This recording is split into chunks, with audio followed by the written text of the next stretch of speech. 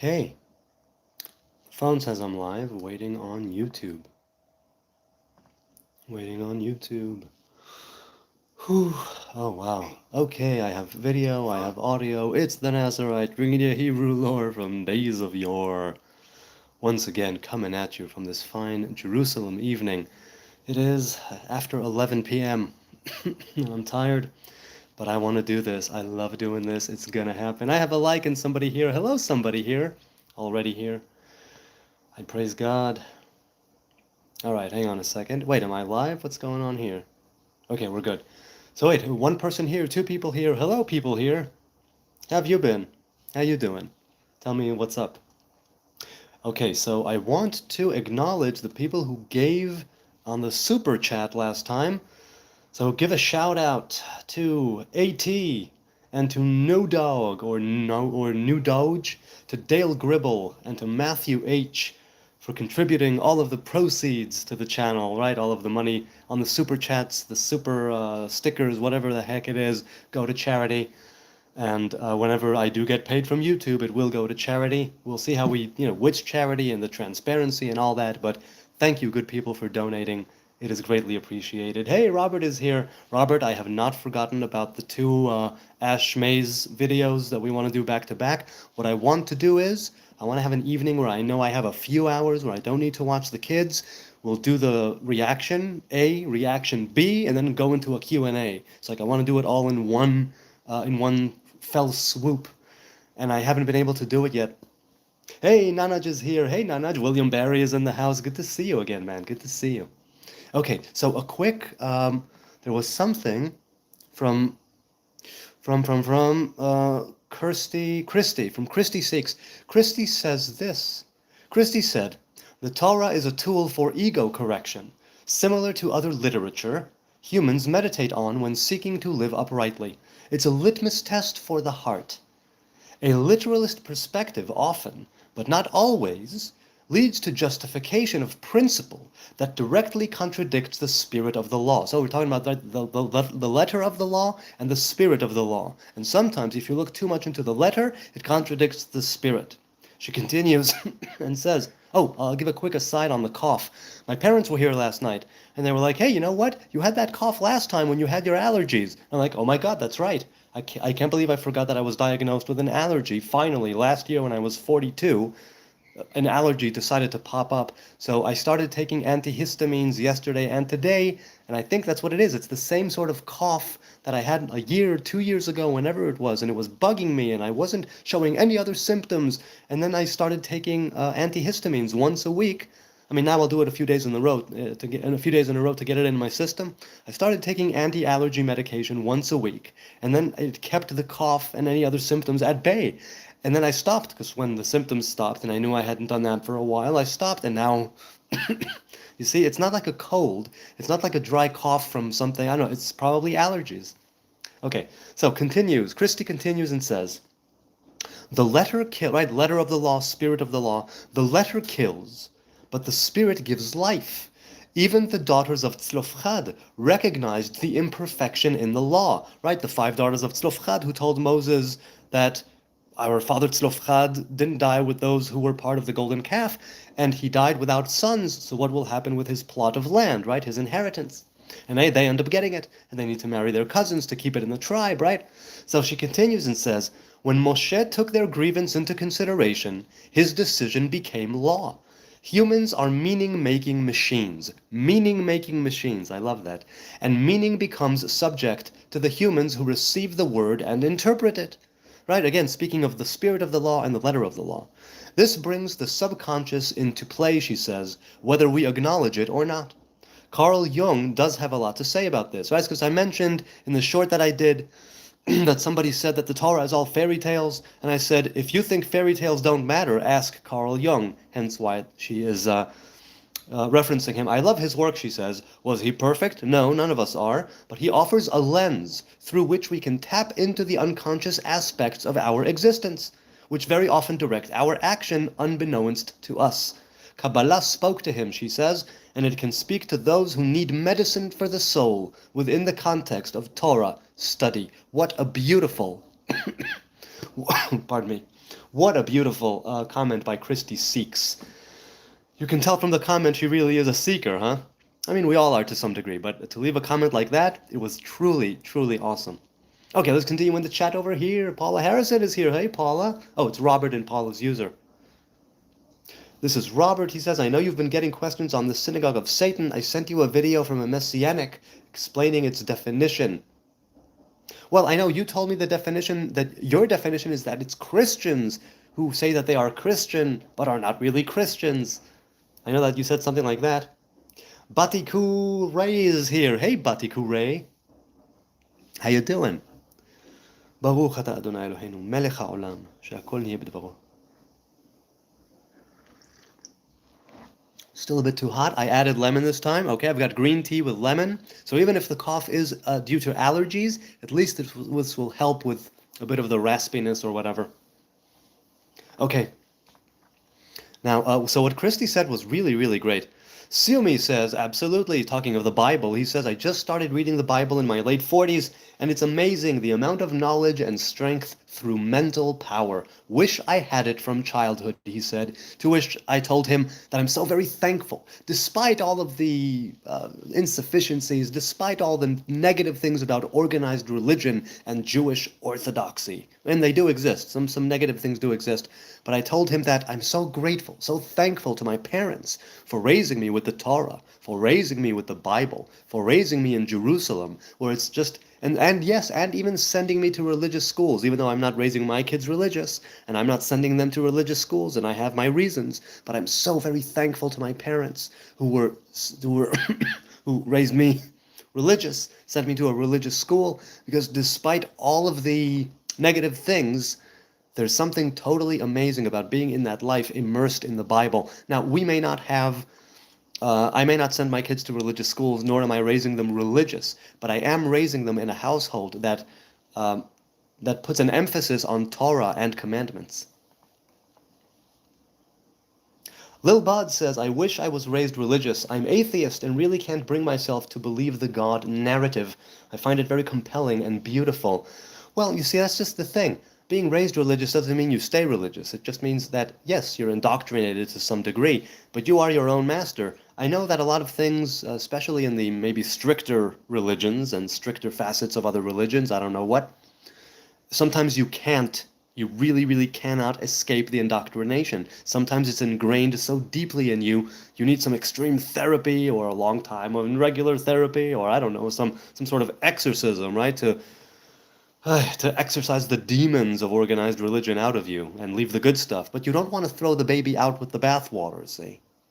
Definitely not. Kim says, hi, Rabbi. I am not a rabbi. Definitely not a rabbi. I'm not a scholar, not a rabbi, not a sage. Nothing, none of the sort. I'm just a simple dumbass in the Middle East here with a cup of tea, trying to have a conversation with you good people. And I'm very glad that I am. Go Blue, Michigan, go Blue, says hello. Hello, Go Blue. Jimmy says, hey, new viewer here, forgive my asking what's your stance on Israel? Well, seeing as how I'm living in Israel and that I'm in Jerusalem, I think that even though the state of Israel makes a lot of mistakes, sometimes pretty horrible ones, they are definitely a legitimate state, a sovereign state, and that we should have peace with our neighbors. That's my stance on Israel. Kim says, you're too funny. No, not too funny. Sometimes I'm just funny enough. The Iranian predicament. Well, look, the coup happened, in the late 70s? They had enough. I think that the people should be running their country. I think that the people, if they don't want a religious, an extreme religious Islamic regime, that it should not be there. I don't think that the minority religious extremist people should be running the country. I think that it should go back to being... Now look, people tell me, hey, you know what? The Shah was no picnic. He had his own things as well. He wasn't perfect. And I'm not fantasizing about a time, oh, the Shah. No, I'm sure that he had his own issues, and that people had issues with him, but I also know that it wasn't like with the Ayatollahs. Now, granted, I wasn't around at the time, but I know from people who lived there, people who went through it, people who've been speaking about it, that the Ayatollah regime needs to be taken out. It needs to be taken out. My thoughts, that I hope that the Iranian people regain Iran. That's what I hope. Free Iran from the mullah. Yeah, Religion and state should be separate, says Nate V. Well, you know what? Being somebody who lives in Israel, where synagogue and state are enmeshed and intertwined together, in some ways it should definitely be separate, and in some ways, because we are Jewish and we're such a small percentage of the world, and only about half of us are living in Israel, maybe even less than half. No, I think it's just about half. We have a majority, but just enough to be the majority of Jews from around the world. It's difficult because you need the spiritual glue and you need the physical glue to hold things together. And if you have the physical glue but you don't have the spiritual glue, over time there can be different things that come between you and your brother, between you and your sister, and then and then without the spiritual element to keep you together, without that religious tradition, if you will, faulty though it may be, and insufficient sometimes though it may be, if it's not there, then there's nothing to keep you together when things get bad. Sometimes just being in the same place is not enough. You need that shared heritage. We can't afford to kill God, right? We can't afford to have a death of God in the Hebrew faith. We can't afford it because likely, there's not enough to keep us from getting at each other's throats when things get bad. And sometimes, people say that, oh, the Jews need external enemies to rally them and unify them, or else they'd be tearing each other apart. Maybe, I don't know. I don't know. Promoting a religion over others creates infighting in the population. Well, what do you mean, Jimmy? What do you mean promoting a religion over others? You mean one religion over the other religions, or one religion over those who are not religious of the same people? Chief says, you need to wash your nappy ass hair, dog. My nappy ass hair? I don't have that much ass hair, to be honest. But, no, I know what you mean. Yes, I do, and I do wash my hair. So, yeah, maybe I do. Rockhounding says hi. Hey, hi. I mean, hey, hi. Hey, hi. Hi, hey. Hey, Rock.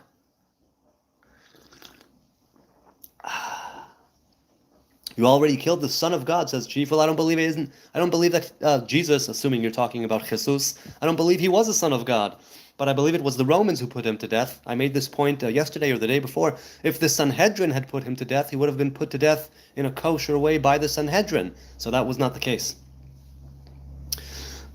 Dick says, what he said yesterday, Jews' original land is today's Iraq. And once again, yes, I get what you're saying, right? Kasdim, Mesopotamia, Iraq, but the land of the Jews is Judea. The land of the Jews is where the kingdom of Judah was, Israel. But I understand the point you're making. Marwan says, your government causing chaos with so many nations. Don't you think your regime should be taken out? Well, I think Netanyahu should step down, and we need some new blood in the government, definitely. I think we need an election very, very soon, like now. And I think we need new blood in politics, definitely. But the government causing chaos with so many nations. Well, look, first of all, to some degree you're right, because Israel is supplying weapons in different war zones, unrelated to the Middle East.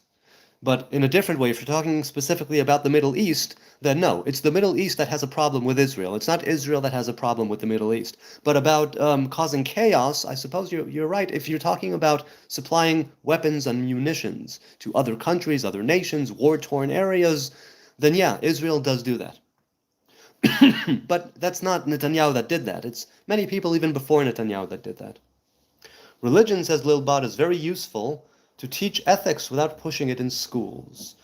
See, yeah, I dig that, because there is wisdom there. There are morals there. You can, as a teaching, separate the wisdom and the morals from the faith, right? From the theological aspect. Now, one could make the argument, no, if you take God out of that equation, if you take faith and religion out of the equation, then you're left with absolutely nothing. But no, I say you can still learn what to do, or even more what not to do. For me, most of the Torah, most of the Hebrew Bible is more what not to do, and this is also reflected in the actual mitzvahs, the commandments, where you have 365 thou shalt nots and 248 thou shalts. So even in that breakdown of the commandments themselves, of the 613 commandments, it's still that way. Let's keep going in the chat. Opinions on Americans. Oh, wait, sorry, the chat just jumped. Sorry. Oh, man, where did it go? Sei gesund, Nazarite. Thanks, Timothy. Okay, oh man. I don't know where it went, but all right, I'll just keep going with the chat. Paula says, well, Robert, was there a cycle passed down to Isaac of calling the missus your sister? Not you. A cycle passed down? I mean, Avraham did it, right? And then Yitzchak did it. Abraham did it, then Isaac did it. Oh, there it is. Yate says, opinions on Americans paying for Israeli healthcare. First of all, I think Americans, more often than not, are paying for the different military operations or industries and whatnot. And Israel is buying things from America with the money that America is giving Israel. I don't know that Americans are paying for Israeli healthcare. Hang on, let me just Google that real quick. I'm curious. Americans, says Google, Americans aren't directly paying for Israeli healthcare services, but U.S. taxpayer money goes to Israel as substantial military and economic aid, which indirectly supports Israel's national budget, including its universal healthcare. So it's indirect. Okay, so that's just, you don't have to say healthcare. You can say, how do you feel about Americans paying for Israel, for things going on in Israel? To which I say, as an American, right? Or not, I've never lived there, but I am an American, technically speaking. I hold a passport. I'm a citizen living abroad, and I'm saying America first, without a doubt. On the other hand, America has an interest in keeping Israel happy as its mini superpower here in the region, right? Its little sister, as it were. So my opinions is that America first. That's it. There is no B, there is no but. Right? America first. That's it. Noodle and Oodles. I love the name. To the person asking about the Shroud of to the person asking, the Shroud of Turin is nothing. Do any amount of research. Yes, the Shroud of Turin. I've heard something like that. It's something that was debunked or delegitimized, or I don't know what it is. Lilbod says, oh, once again the chat jumped. Come on. Come on. I want to read the questions. Okay, here it is. Do you think all religions praise the same God at the end of the day? No, some religions are polytheistic, meaning that they praise the deities that are the forces of nature, the psyche of the individual personified or deified, but the Hebrew God is untouchable, unknowable, unthinkable, unimaginable, imperceptible by any means, with any senses, physically, metaphysically, spiritually. You cannot perceive the Hebrew God. In that sense, I don't think all religions praise the same God, but I do think that all religions, in their essence, are man-made devices, right? Sort of a middle ground to spirituality, a vessel to spirituality. Sometimes it's necessary, sometimes it isn't necessary. Thoughts on the third temple, says Nate, that we don't need it, but if it will be, I hope that it's a vegan temple. And it's a means to an end. It's a means to an end. That's what it is. It's just all it is. Faz Pearl says, Free Palestine. I agree. Free Palestine from Hamas. Free Palestine from their extreme corrupt religious leadership. Free Palestine from the terrorist groups that have them by the balls and by the neck and that kick them down, kill them and butcher them. And thank you. What's your name? Faiz? Thank you, Faiz, for supporting the IDF and Israel in their just war against the terrorists. Thank you. Hey, could you reply to my last 3 messages, says Jimmy, if I find one. Where?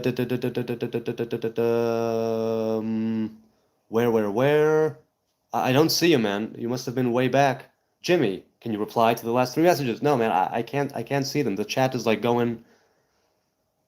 I can't see where it... Oh, it creates an environment... No, man, I can't see where it is. It's moving too fast. My apologies. I'll have to keep going. I definitely have to keep going. Sorry, man. Thank you for answering my question. Rock Hounding says, I'd like to send you one of my cool Jim's minerals or rocks that I polish. Ooh, you're a rock polisher? Cool. That's pretty cool. The Jews have no shame. Well, that's completely untrue, but hey, you can think whatever you think, man. Turbo 3-0. Jews definitely have shame. Shame is built right into the Bible. I mean the positive shame, not the negative shame. But Jews definitely have shame. That's for sure. Eternity Incarnate is back. Hey, Eternity Incarnate. What are your views on kaparot being a vegan, that it should not be done? It should be done with money like I do it. Do you have an opinion on this practice? By the way, I very much enjoy your live streams. May God bless you and your family. Thanks, man. I appreciate the good vibes. My thoughts on kaparot is that, look, animals will be slaughtered anyway, right? We have agricultural farming, we have butcher shops, people eat meat all the time. Now, the kaparot chickens go to those who have no food. They go to those who have no means and ability, or ought to, at least according to tradition, according to the custom and the tradition of the custom of kaparot. I do it with money and give it to charity. People do it with chickens and give them to charity. Now, as a minhag, right, as a custom, it has its place, because it's mirroring what used to be done with one of the goats, well, both of the goats, really, on Yom Kippurim, on the Holiday of Atonement. And in that sense, I get it. On the other hand, right, and you don't need an altar to perform this ritual. On the other hand, it's like, my thoughts is that it should be abolished with the chickens and all be done with money. But I do understand those who do it with the chickens. I definitely do. Lilbod says, so much religious hate, why can't people notice they are sinning by committing such prejudice? Look, people have confirmation bias, and when they don't get it, they go nuts a little bit. And people love to think that they know what's up, and they know what's going on, and they know the truth, and they are wise. Because things that challenge them many times, it sort of causes them to, it pulls the rug from under them, and that can be very, very, well, it can shake some people up. It can shake people up. By the way, do not call the Torah a Bible. No, the Torah is not a Bible. The Torah is the 5 books of Moses. The Bible is Torah Nevi'im Ktuvim, which is the Torah, the writings, the prophets, and the writings. Do you think the earth is flat, says the far side of reality? Hey, I'm a fan of Gary Larson. I hope that's, I'm a fan of the far side. No, I don't think the earth is flat. I'm pretty sure that the earth is a sphere of some kind, right? Do you practice some sport? Says Dick. Well, I love soccer. I don't do it regularly, but I love soccer. Psychometrics is fun, says, nice to see someone answering to the hate against Jews. I love this live stream. Thanks, man, I appreciate it. Also saying free Palestine to everything Jewish is anti-Semitism, not just anti-Zionism. Hey, people are going to just run their mouth, wag their tongue. It makes them feel good. It makes them feel like they are virtuous people for writing free Palestine. It makes them feel like they are on the right side of history by supporting bloodthirsty warmongering terrorists who would kill them at the drop of a hat. What do you think on why the Second Temple was destroyed? Because of baseless hatred. That's what our sages teach us, and that's what I'm inclined to say. There was so much infighting at the time, right? Look, by the time the Romans burned the temple down, there was no temple left spiritually. It was a vacant and empty building, bereft of any true righteousness, bereft of any true spirituality. It was all performative ritual worship that did not amount to anything in the eyes of God or man, evidently. And by the time Rome came in and burned it down, just like with Babylon, by the time Nebuchadnezzar and Nebuzaradan showed up, right? By the time Adrian and Titus showed up, by the time all of that happened, the temple was no longer a temple. It was a house of lies. It was a house of lies, of injustice, of, some wickedness, a lot of wickedness. So that's those are my thoughts on why the Second Temple went down.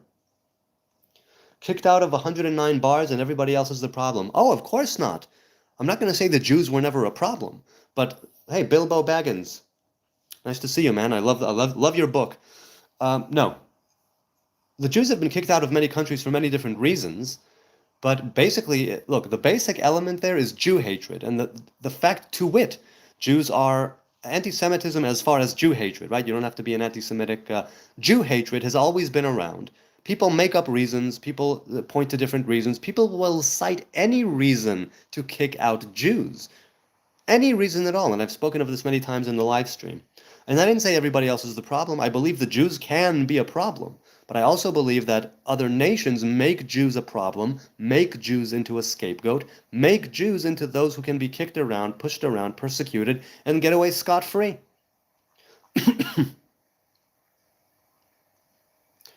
Now, let's put it this way. You could say, no, it would not happen so many times without the Jews doing something to merit being kicked out, and I'll go with that, okay? We brought the Bible, as we know it now, into the world. And that is enough to incite people to hate us, because the Bible acts, they say, as a kind of global conscience to those who would follow it. And people like to ignore their conscience. People like to push it aside. People like to drown themselves in drugs and alcohol and other vices and other things. Not just, and those who are going through mental issues and had a tragic life, of course, I'm not judging anybody. I'm not even judging those who would push their conscience aside. But I know for a fact that people want to do what they want to do. And when their conscience sits on their shoulder and goes, "Hey, psst, what about that? Maybe you shouldn't do that." You go, boink, and you want to get rid of that. The Jews, in that sense, as the people who brought the book of the Bible, the Ten Commandments, into the world, they act as a kind of global conscience, seeing as how the Muslims agree that the Yahud existed, and the Christians agree that the Yahud existed, meaning that we were there first. Now, just being there first, by virtue of being there first, that means absolutely nothing. But we were the first to bring down that divine law, if you will, into the world in this particular incarnation of it, in this particular iteration of it. And this has been studied, and this has been followed, and this has been emulated, and this has been expanded on, right? And now we have billions of Muslims and Christians who trace the origins of their religion back to the Hebrew faith, back to Abraham, Isaac, Jacob, the 12 tribes, right? Jesus of Nazareth, apparently, evidently, of the house of David, Mohammed, right? Bringing down from Abraham to Ishmael and so on. So they trace their roots back to Abraham. We are Hebrews. Avram was called the Hebrew. In other words, it all can trace its roots back to Judaism. And so people say, we want to get rid of that global conscience. We want to get rid of the people who brought the book into the world. We want to get rid of them, A, to prove that that covenant is dead. B, to prove that we are better than them and that God, our God, is greater than their God. And people will make up or go to, if not make up, go to any reason and go to any length to kick Jews out. But I wouldn't say that Jews are not a problem at all. I'm willing to admit the fact that it could very well be that Jews have been a problem this way or that way. But Jew hatred is baked right into many societies and faiths, religions, ways of life, cultures, I don't know what. And it doesn't take much to get Jew hatred going. Just a tiny spark can light a great fire. Okay, let's continue. It's not about getting rid or getting better, it's about following the teachings of Christ. I don't know if you're referring to what I was saying just now, Yate, but okay. Turbo says, bro, nobody gives a fuck about your Talmud, shut the fuck up. Well, I wasn't talking about the Talmud, maybe someone else was talking about the Talmud. If being Hebrew means following Abraham's teachings, then I am a Hebrew Muslim. Look, I said it traces its origins back to Abraham. Abraham and the Hebrew faith trace its origins back to Ever, the original Hebrew. Ever, Ivri, Hebrew, right? Ibri. So it's like, it depends on where you see the cutoff is. You can decide, oh, people are Hebrew like this, people are Hebrew like that. Technically speaking, right, when Moses goes to Pharaoh in the Bible, in the book of Exodus, he says, the God of the Hebrews says, let my people go that they may worship me in the desert. It doesn't say the God of Israel. It doesn't say the God of Jacob. It doesn't say the God of these 12 tribes. It says the God of the Hebrews. The Hebrews can include, technically speaking, more than just the Jews. But throughout, in the course of the generations and over the course, of history and time, the Hebrews are synonymous with Jews. They are the Hebrews. Now, Muslims also have the covenant of Abraham put in their flesh. In that sense, they do share that blessing. Ishmael shared in the blessing of Isaac from Abraham. So there is a connection there. I won't deny that.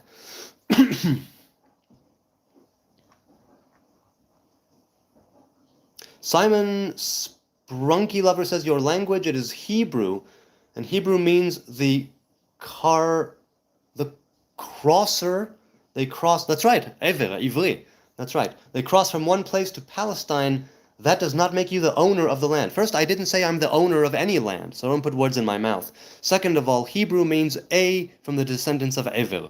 B, somebody who came from across the river, that's Abraham, who came from Mesopotamia to the land of Canaan. And C, it means somebody who is on one side with everybody else on the other side. And the Jews are very much like that. Yet another reason why they've been persecuted, right? Because the Jews, stand aside. They're on one side and everybody else is on the other side. And so everybody in the in group would persecute the out group. See what I'm saying? So that definitely does make sense. So yeah, what you're saying has nothing to do with Palestine. What you're saying has nothing to do with ownership. Okay? Okay, so I'll give it back to you. Just because the Romans called the place Syria Palestina, so it's Roman. Where are the Romans now? In Italy? Cool. So the land is up for grabs? Great. It's been conquered and reconquered and liberated and fought over. And now Israel is not the owner, but we are the ones who are here right now. And if we forsake the covenant, if we go against the Torah, if we turn away from God, we will be kicked out again. But until then, we are here. I'd love to have peace with my brothers and sisters who are here. I'd love to have peace with my neighbors who are around us. I'd love to have peace with our Muslim and Christian brethren who are here, with the Baha'is who are here, with anybody who is here, the Hindus who are here, the Shintos who are here. I would love to make peace with them all.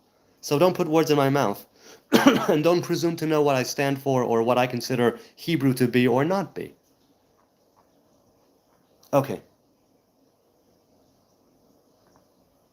Robert says, what's your folks say about your online fame? Well, I'd hardly consider it fame.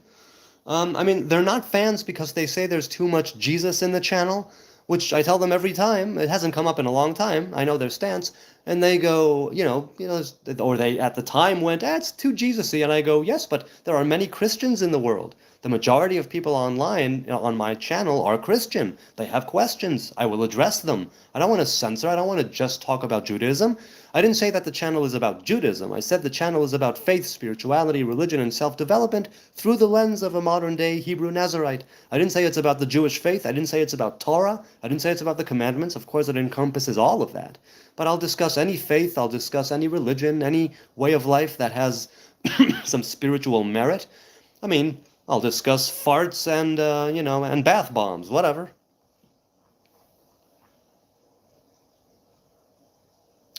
Question, the day you die and the cover your grave and you by yourself there, do you think all the propaganda you are making, says Simon, for this administration, any one of them willing to take the hit of the hell? I'm not making any propaganda for any administration.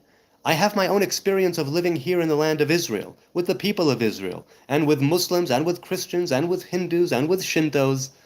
So I don't know what propaganda you think that I'm spewing. Now, I am willing to admit that I'm not a follower of the news, but I've said this many times. I know that by the time the news reaches me, by the time I read a headline or listen to something, whatever it is, it's already propaganda. It's already hasbara. It's already with some sort of narrative, some sort of agenda being pushed, trying to engineer my consciousness to veer in a certain way, to look a certain way, to act a certain way, to think a certain way. So I take it very critically and I try to discern. But I also have been through some shit in this life. So I'm not a mouthpiece for Israeli propaganda. I'm not a mouthpiece for the Israeli establishment. I am a mouthpiece for me, and I happen to have the things I believe. Feel free to challenge them. That's part of why I'm here. I happen to have things that I've experienced. Feel free to ask about them. That's partly why I'm here.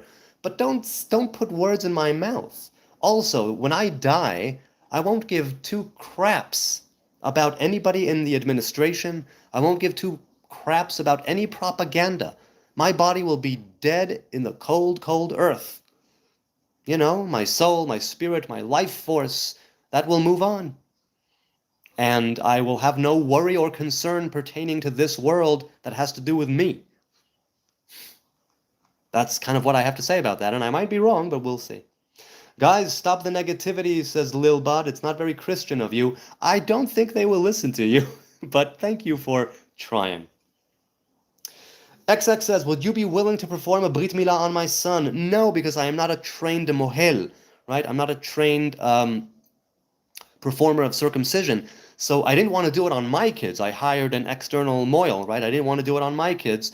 But there was a very brief period of time where I thought of becoming a mohel in my early teens or mid-teens. I very quickly decided against that. You sound like a mouthpiece, says Plenty of Barley. Fair enough. But believe me when I say that even though I might be wrong about certain things, and feel free to challenge me, feel free to fact check me, I'll fact check you right back, if I can.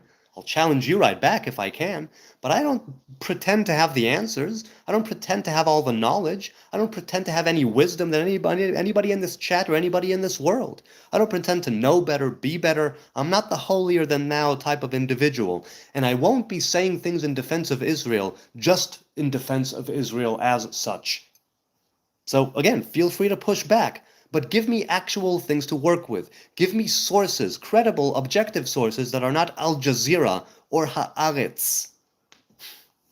But I understand what you say. Of course I sound like a mouthpiece. I'm a Hebrew man living in Jerusalem who has served in the army, right? But I haven't voted in about 20 years because I don't trust the establishment like that. I don't want to play the political game. I think it's dirty. I think it's mucky. I think it's nasty. I think it lies.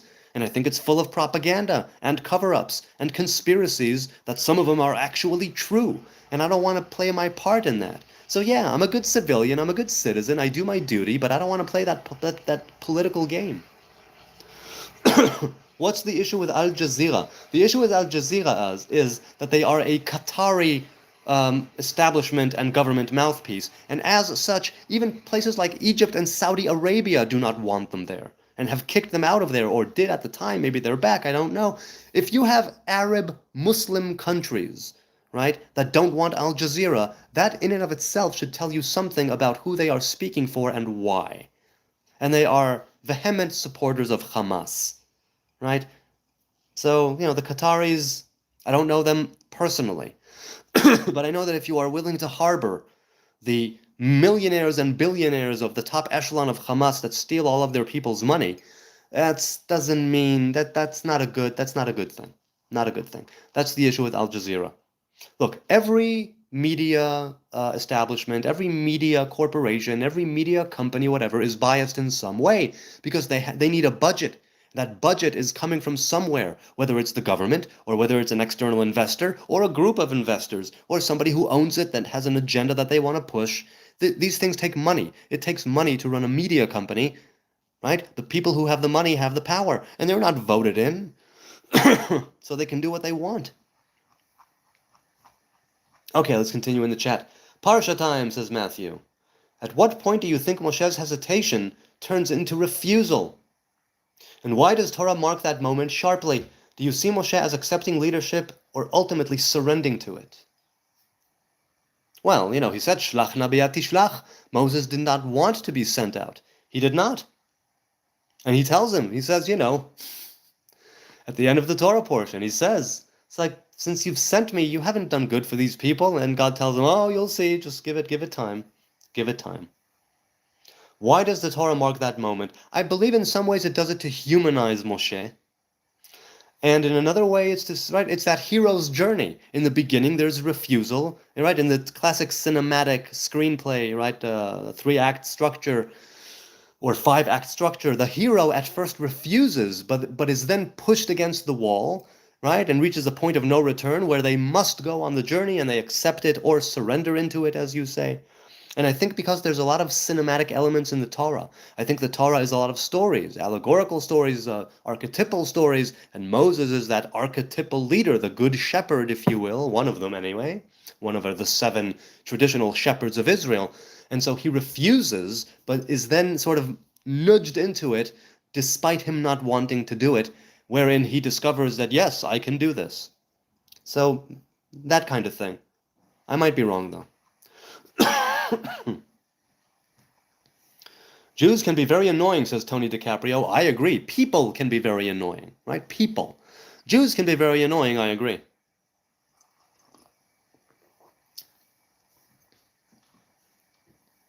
XS Smiley says, I reported your account for terroristic threats. That's nice. Isn't it nice to lie? Isn't it nice to spread hate and evil and malevolence? Isn't it nice?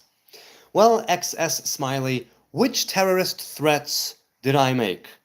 I do make them with humor, right? People in the comments, I tell them that I will show up in their dreams and that I will steal their seed and rape their cattle and steal their land and whatever, different BS that I say. But if you want to report my account, okay, go for it. James Bong, hey James Bong, good to see you. Ex-smiley one. Well, you know what? For a smiley one, you're kind of looking bitter and sour, gotta say. You are living in the past, fella, says Wills. You're damn right I'm living in the past, but I'm also looking to the future, and I know that both of these things can coincide. So yes, in a way, I'm living in the past. What does the psalm? Is it the psalm? Yes, the psalm. Right? Chadesh yamenu kekedem. Is it the psalm? Right? Renew our days as of old. That's what I'm going for. So damn right, I'm living in the past. I'm the one spreading hate, says X Smiley. Please, by all means, people in the chat. There are 44 people now. Have I been spreading hate? Let me know. Give me a yes or a no. Give Smiley a yes or a no.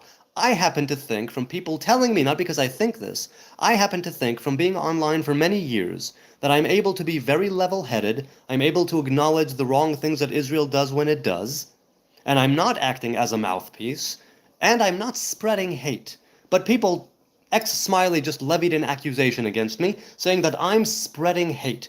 At what point did I spread hate? X-Smiley, please tell me what it is that I said. Sending hate from California. All right. Preston says, I've never heard you spread hate. If you support Israel, then you support hate. Supporting hate is not spreading hate. I take note with that. I take issue with what you said. Supporting Israel is not spreading hate. I am an Israeli living here. So, no. We've got a few no's here. I don't think so, but these guys delusional, says Lilbot. I agree, they truly are delusional. It takes so little to stir these... I mean, look, these people likely live very, very low lives, and they are so full of hate. They hate themselves so much that they feel the need to spread it outside, to spread lies, to spread hate, to spread wickedness, and to put words in my mouth and then use them as a straw man against me. And you know, good luck to them. May they continue to run their mouth. Continue, because maybe eventually they will run out of hate. Maybe eventually they will run out of the ugh that's inside of them, and then they can be free, right? They can be free, and some goodness, some positive vibration can come and dwell in that empty vessel. Which is why, I don't censor people, I don't kick people out, I don't ban people, there are no moderators, I don't plan on ever doing any of those things, because I want it to be a free platform here. Do you believe that the Gentiles are dirty goys, says Benny. No, I believe the Gentiles are Gentiles. They're a nation like any other nation. And if they're unwashed, perhaps they're dirty. But if they are washed and relatively, clean and keep good hygiene, then they are not dirty. So no, I don't believe that they are dirty goys. I believe that they are just part of the world. Human beings, like you, like me. He's literally correct. Half of the chat has never read the books they pretend to defend. Yeah. Mr. Bill, once again, you act like Israel doesn't spread hate. When have I said this? I always say that the establishment of Israel makes mistakes. The establishment meaning the establishment in Israel. The government makes mistakes. The army makes mistakes. I say this constantly, all the time. I'm very level-headed, Mr. Bill. So try though you might to put words in my mouth and then and then strawman them and take them down, it won't do you any good, because truth will out. There are like hundreds and hundreds at this point of hours, I would think, of me live streaming, and not once in all this time, not once did I spread hate, as far as I can tell. I always try to take things as objectively as I can, subjectively, because I'm living here, right? But I try to look at things as even as I can, and I admit when I'm ignorant, I admit when I'm wrong. Just the other day, when someone fact-checked me about the IDF using Palestinians as human shields, I admitted that very evening that I was wrong, and I pinned my admission of being wrong to the video in the comment section, and I also acknowledged it in the beginning of the following live stream and told people to check that out.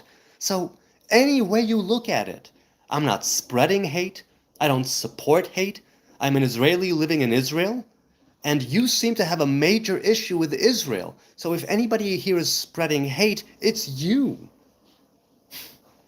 Now, for many decades, come on, be honest, that's facts and history. Watch the documentary Israelism. Okay? I just might do that. Hang on, I'm going to Google that. Not right now, of course, but I'm going to Google that and I'll leave it over there. Okay, good. Let's continue. But then again, like I said, it doesn't take much to stir up Jew hatred. People will hate Jews on general principle. Even the most liberal, even the most leftist, even the most anti-Israel Jew, they will hate Jews because they are Jews. Zionist, not Zionist, some people might care, most people won't, and they will continue to hate Jews on general principle. The state of Israel has only been around since 1948. That's less than 80 years, okay? And the pogroms and the persecutions and the holocausts and the destruction and the exile and the woe and the death and the inquisitions, all of that has been going on for a lot longer than 80 years. You want to talk to me about history? Give me a break. Most people hate them now, says K. Molly. Yes, I agree. People hate them now. Again, on general principle. Can you bring different reasons? Of course. There are reasons to hate anyone and everything at any time if you're hate-filled. But no. See, they hate Israel, and yet they will gladly use a phone, they will gladly use a laptop, they will gladly use Israeli technology. Oh, no, they won't boycott that. No, no, no. But Israel, blah, fuck Israel. Yeah. Hypocrites, I say. Hypocrites. Nintendo says, I don't hate them at all. Well, that's pretty good. Plenty says, you live off welfare and you kick your neighbors out. Really? I live off welfare? I dare say that I've been gainfully employed for over a decade and more, so I don't live off welfare, thank God. As for kicking my neighbors out, I haven't kicked any neighbors out. I bought the place from them and they moved out. However, if you're talking about Israel, yes, Israel does receive a lot of support externally, and Israel kicked people out in wars that those people started. You don't get to start a war and then think that you're going to just waltz back in and, no, no, sorry, it's all good, that land is ours. No, you start a war, you lose, you'll pay the penalty. If you continually, repeatedly start a war, if you continually, repeatedly attack innocent civilians, not as what is it called? Not as collateral damage, as direct, Hamas, Fatah, Al-Aqsa brigades, Hezbollah. If you do that, and you're a terrorist regime who targets civilians from the onset, not combatants, not military folks, civilians, all right, you don't get to bitch and moan about it. You don't. Incidentally, just so it's very, very clear, any innocent life on any side of whatever conflict that is lost, men, women, children, infants, an innocent life is sacred. But these people forfeit their lives when they repeatedly attack Israel, when they repeatedly break ceasefires, repeatedly break agreements, repeatedly use land that's given to them, sent back to them, whatever, in terms of peace, and use it against Israel. They forfeit my sympathy, the combatants, right, and the military, and the terrorists, the freedom fighters. I do still have sympathy for innocent people on both sides of any conflict. But I don't have sympathy for people who start a war and lose it, and then cry and bitch and moan to the world, and, propaganda and that whole thing, and use their population as human shields, and maximize civilian casualties, maximize civilian damage, like Hamas, by not giving any of the money to their people, by inflating the black market prices for basic necessities, not building shelters, God forbid, not building tunnels for the population, God forbid. No, no, no. The terrorists need more weapons. The terrorists need more munitions. The terrorists need more tunnels to hide hostages in. Men, women, children, the elderly, a 2-year-old, a 1-year-old. Yeah, those are real IDF soldiers right there. Okay, let's continue. Mr. Bill says that's a lie. Obviously, I'm a liar, right? None of this is recorded history or anything. That's a lie. Why are you lying? Why are you gaslighting? Israel repeatedly breaks treaties and steals land. You are delusional. Yes, feel free to say that I am delusional. Feel free. Truth will out. History is written by the victors, so you would think that if Islam is the victor, they would be writing history. What happened? What happened? Weren't you supposed to kick us out in 1948, drive all the Jews into the sea, slaughter us one by one? It didn't happen. And every war that the Islam, right, that the Muslim Arab world here has started so far has failed. Now, this does not mean that Israel is going to stay here forever. Again, if we turn away from the covenant, we're gone. If we turn away from God, we're gone. If we break the Torah's commandments, we are gone. That might happen again. I'm not banking on the IDF. I'm not banking on supposedly the nukes that we have or don't have. I'm not banking on any superiority or claim to being better. Some bullshit. Fuck that. Not at all. I am banking on the fact that if we turn away from Torah, we are toast. So that's what I'm saying. Plenty says, but a lot of settlers live oh, so now it's not me, Plenty. Now it's the settlers who are on welfare. What happened? You see, putting words in my mouth will get you absolutely nothing. You're just running your mouth. You have no idea what you're talking about. I, on the other hand, am trying to be as level-headed as I can, within measure, right? But I also have eyes and ears, and I've lived here for all of my life, pretty much. I've seen some shit. Maybe even things that you haven't seen, because chances are that you don't live here. You want to hate Israel on general principle. You want to hate Jews on general principle. You want to hate Zionists on general principle. And you will do whatever you need. You'll go through to any length to justify your position, your agenda. I've condemned actions carried out by Israel. I've condemned things that carried out by IDF soldiers. Never have I ever in this chat ever have I seen or heard somebody condemn Hamas, somebody who supports Palestine and condemns Hamas, because they support terrorism, because they support these people who are warmongering, bloodthirsty religious extremists, because this is Islam in the Middle East, and they support Islam here in the Middle East. So they can't go against their own brothers and sisters. They will not condemn Hamas. They will not condemn Fatah. They will not condemn Hezbollah. They will not condemn the Palestinian Authority that pays a stipend to martyrs who kill Jews and Israelis, and their families get money for it because they are also terrorists supporting terrorism. A terrorist in a suit is still a terrorist. So, again, that speaks for itself. I'm willing to condemn Israel's actions at times when I say that, no, that's no good, that is awful, that is heinous, that should not be done, that is reprehensible on all kinds of levels. I'm willing to admit that. People who support Hamas, people who support the poor Palestinians, they just won't admit to anything by and large. If somebody in the chat is doing it right now, kudos, good for you. But 90-something% of the people that I meet here will never ever condemn Hamas, not once, not for anything. Not even for kidnapping babies. They kidnapped babies. Yeah, those are real militant babies. Kidnapped and killed them, by the way. I knew this chat would descend into darkness eventually. He says, eventually? What do you mean? It always descends into darkness. But do you know how you expel darkness? With light. Do you know how you expel ignorance? With wisdom. That's part of what we're trying to do here. We're talking.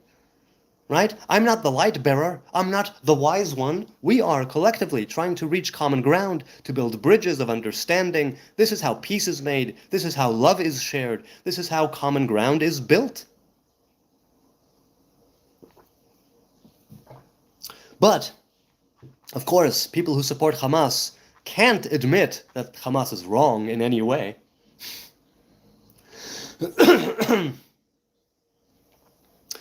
Yates says, the worst thing as a Christian is having to choose between supporting someone who calls me a goyim. Goyim means nations. That's all that means. People use it pejoratively, I'll grant that. But goyim means nations, meaning nations that are not Israel. Come on. What is it that you think is attached to that word? Goyim simply means people outside of Israel, people who are not of the 12 tribes, people who are not part of the people of Israel. That's all that actually means. Infidels means non-believers. That's a whole other meaning. You don't have to choose. You can say, and many people do, screw the Jews, screw the Muslims, to hell with them both, let them fight each other and kill each other off, and be done with it. Many people say that. Why don't you cut your hair, sir, says its Vamps, because I've taken a Nazarite's vow, and the Nazarite man or woman do not cut their hair. Aramean says, no, Jewish people are the light to the world. As some people say that. I think that we have the capacity to be. All people have the capacity to be a light to the world. People who act righteously as individuals, as a collective, as a group, are a light to the world. Each and every one of us, we are all made in the image of God. We are all earthlings. We are all human beings made in the image of God. We have the capacity for wickedness and for greatness. We have the capacity for good and for evil, for benevolence and malevolence. What now? What do we choose? How are you leading your life? What is it that you are doing? That's the question. That's always the question. As a fellow Jew, says Dina, I was wondering what your opinion was on the Damascus affair, the blood well, blood libels. Blood libels are blood libels. What do you mean? They're usually untrue, since they are blood libels. And I mean, if we're talking, I don't know which. You know what? I'll just Google that quickly. I don't want to speak on something I know nothing of. Damascus affair of 1840, February. The disappearance of an Italian monk. A large number of Jews were tortured until they confessed the murder. Well, obviously, if you're tortured, you'll confess to anything eventually. If you're tortured for long enough, you'll admit to anything. You'll sign anything. You'll confess to anything. What do I think of it? I think they were tortured into submission. That's what I think of it. Let's continue. Do you not know about Damascus? No, I don't, but I do now. Or maybe, I mean, look, there's a good chance I learned of it a long time ago. It's a very famous blood libel, evidently. I probably learned of it in history or something, a long time ago and forgot. But no, I didn't know it offhand. Maybe I will now. See, enlightening me. There's more than what I don't know than what I do know, and you people out there in the chat, God bless you. You're enlightening me. You're helping me to learn more, to be sharper, right? And you challenge me, and that's a good thing, too. Oh, pardon me. Turbo says, Gadshas, I don't know what Gadshas is. A Jew may violate but not marry a non-Jew girl. Well, sorry, man, I don't know what Gadshas is. I know Shas means Shasdarim, but I don't know what Gadshas is, so I can't relate to that. I don't know what you mean. As for violating, it's a difference of opinion, and this is only during a time of war, and it's not practiced nowadays, mind you, on whether or not a Hebrew man who is in battle, right, if he sees a woman in war that's on the front line, is he allowed to take her and sleep with her and then send her away after a month? Or is it that he must take her into his home for a month? Only then may he marry her. Only then may he sleep with her. But some people say you're allowed to violate or rape during war. Some people say, no, you're not allowed to violate or rape during war at all. So you can bring that as a gotcha, but even halachically speaking, it's not a gotcha, because there's no consensus there. There are many things that are not cool about the Torah, right? But it's to learn what not to do. And once again, just because there is a commandment that would potentially allow you to rape a woman in war, which is a horrible thing, not recommended. Just because there is such a commandment doesn't mean you need to follow it. In the very same way, like I say every time, just because there is a commandment to get divorced in a certain way doesn't mean that you should get divorced just to fulfill the commandment. No, it means if you are going to get divorced, here's how to get it done. It doesn't mean you must get divorced. In the same way, by the same token, if you're at war and you see a woman whom you desire, right? Halacha says if you're going to take her away from her people, this is how you do it. And there is no consensus over the fact, right? It's a difference of opinion. It's a dispute. Halacha, what is the halacha? I don't know if I studied the actual practical law, but I know that there's the dispute on whether you take her and then marry her, or you marry her and then take her. So there's no gotcha here, I'm afraid. Sorry. Right? Because of course there are going to be things in the Torah that's many thousands of years old that reflect the nature of the time. Of course. That simply teaches me what not to do. That teaches me how to be moral. That teaches me that if I do see a woman on the battlefield and I want her, to be able to say no, even though the Torah gives me leave to do something, it's also telling me don't do it. It tells me, in the way that it's phrased. It's telling me in the way of the part of the Torah portion that follows, right? The Ben Sorer Umoreh. Okay, let's continue. It's crazy how I knew you were Jewish just by looking at you. It's not crazy. I've got the schnoz. Come on. Come on, Revenge of the Schnoz.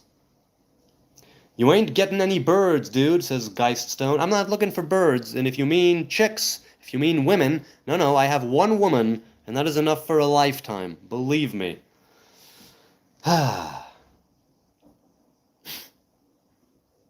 Let's continue.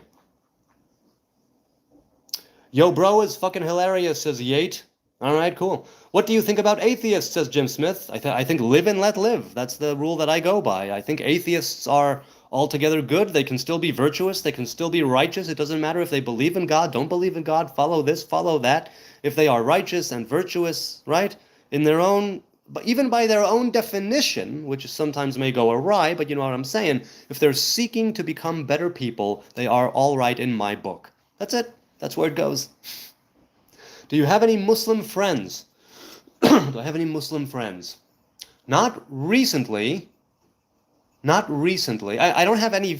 I don't have many friends. Period. I'm more of a homebody. I'm more of a loner. I mean, I've got a wife and kids and everything, but I'm not very integrated into the community. I don't go to a synagogue. You know, I don't have. And that's part of the thing with the Nazarite ship. I don't have our people. My people. My people are the Hebrews. My people are humanity. But I did, for example, work for 3 years as a sound and lighting technician, and many or most of the crew were Muslim Arabs. We got along just fine, right? So yes, I did have Muslim work buddies. Wait, I had a Muslim work buddy. He left about a year ago.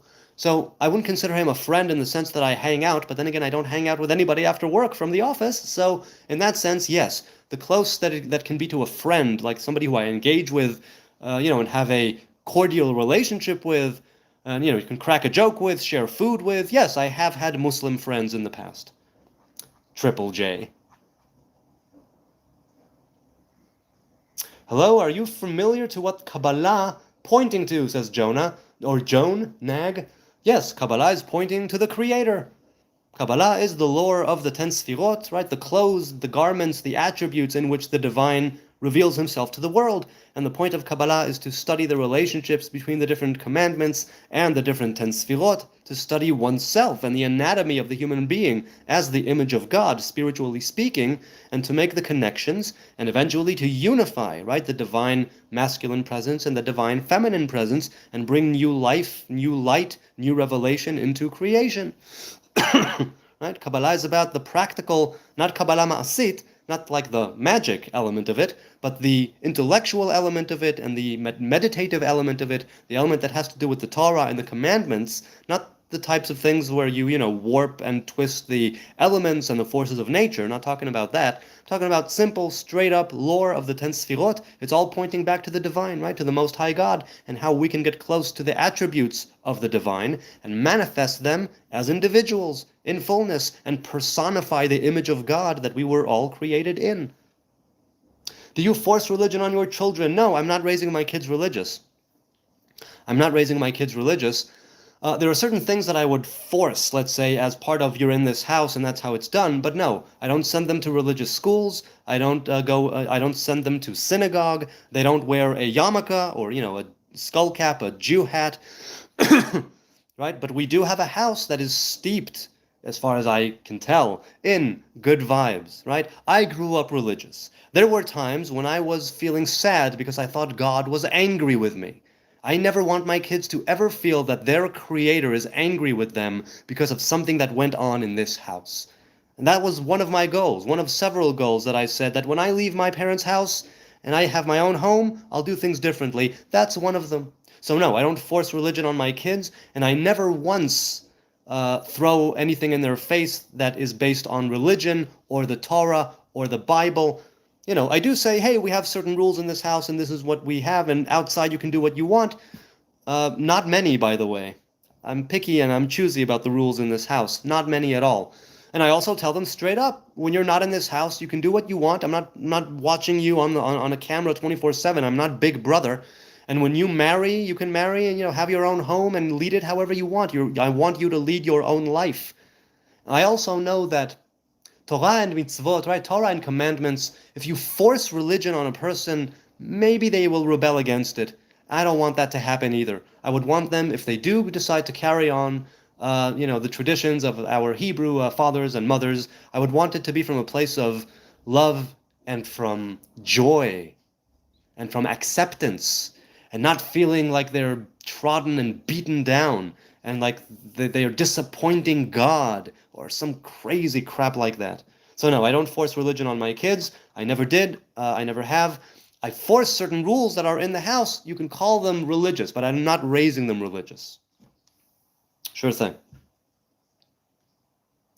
I want to know more about Jew magic, says Draxner. Well, I'm not the one to tell you. I'm not a Kabbalist, and I'm certainly not a practical Kabbalah Ma'asit Kabbalist, right? I'm a student of the Tree of Life.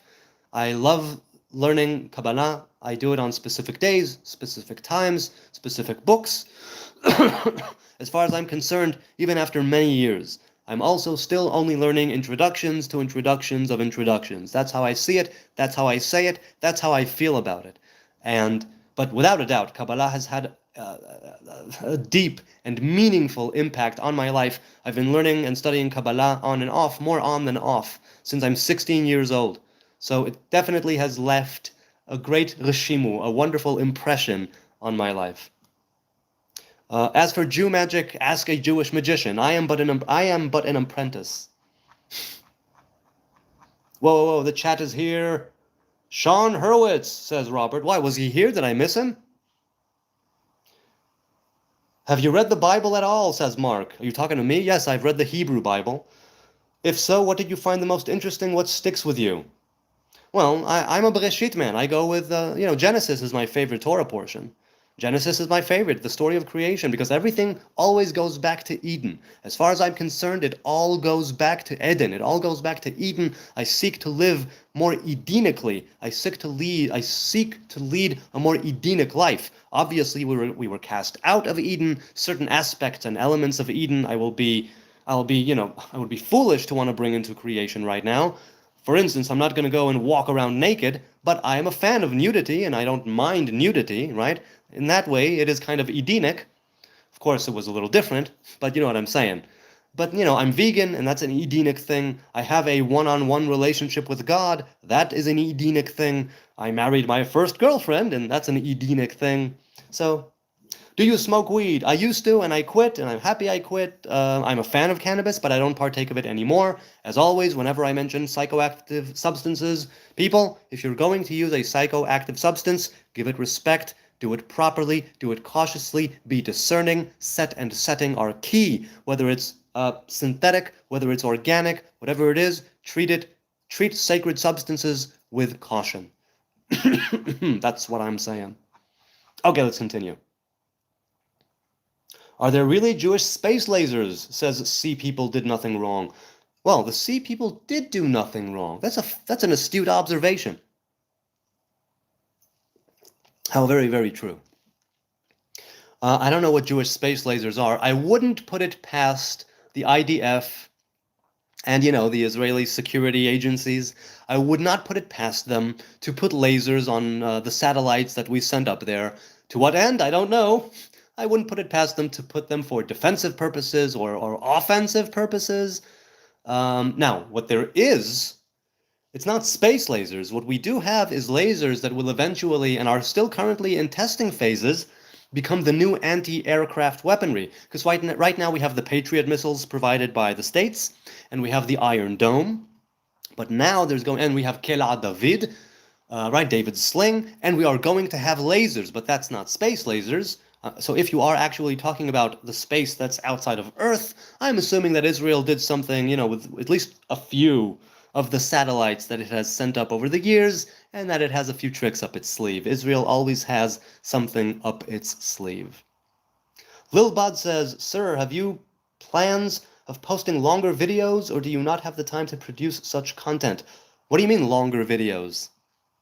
I do shorts based on this. I clip things from my live streams, but I live stream. It's what I do. I do long form live streams. What I did do, because my original channel, which was removed, was in 2017, the summer of 2017.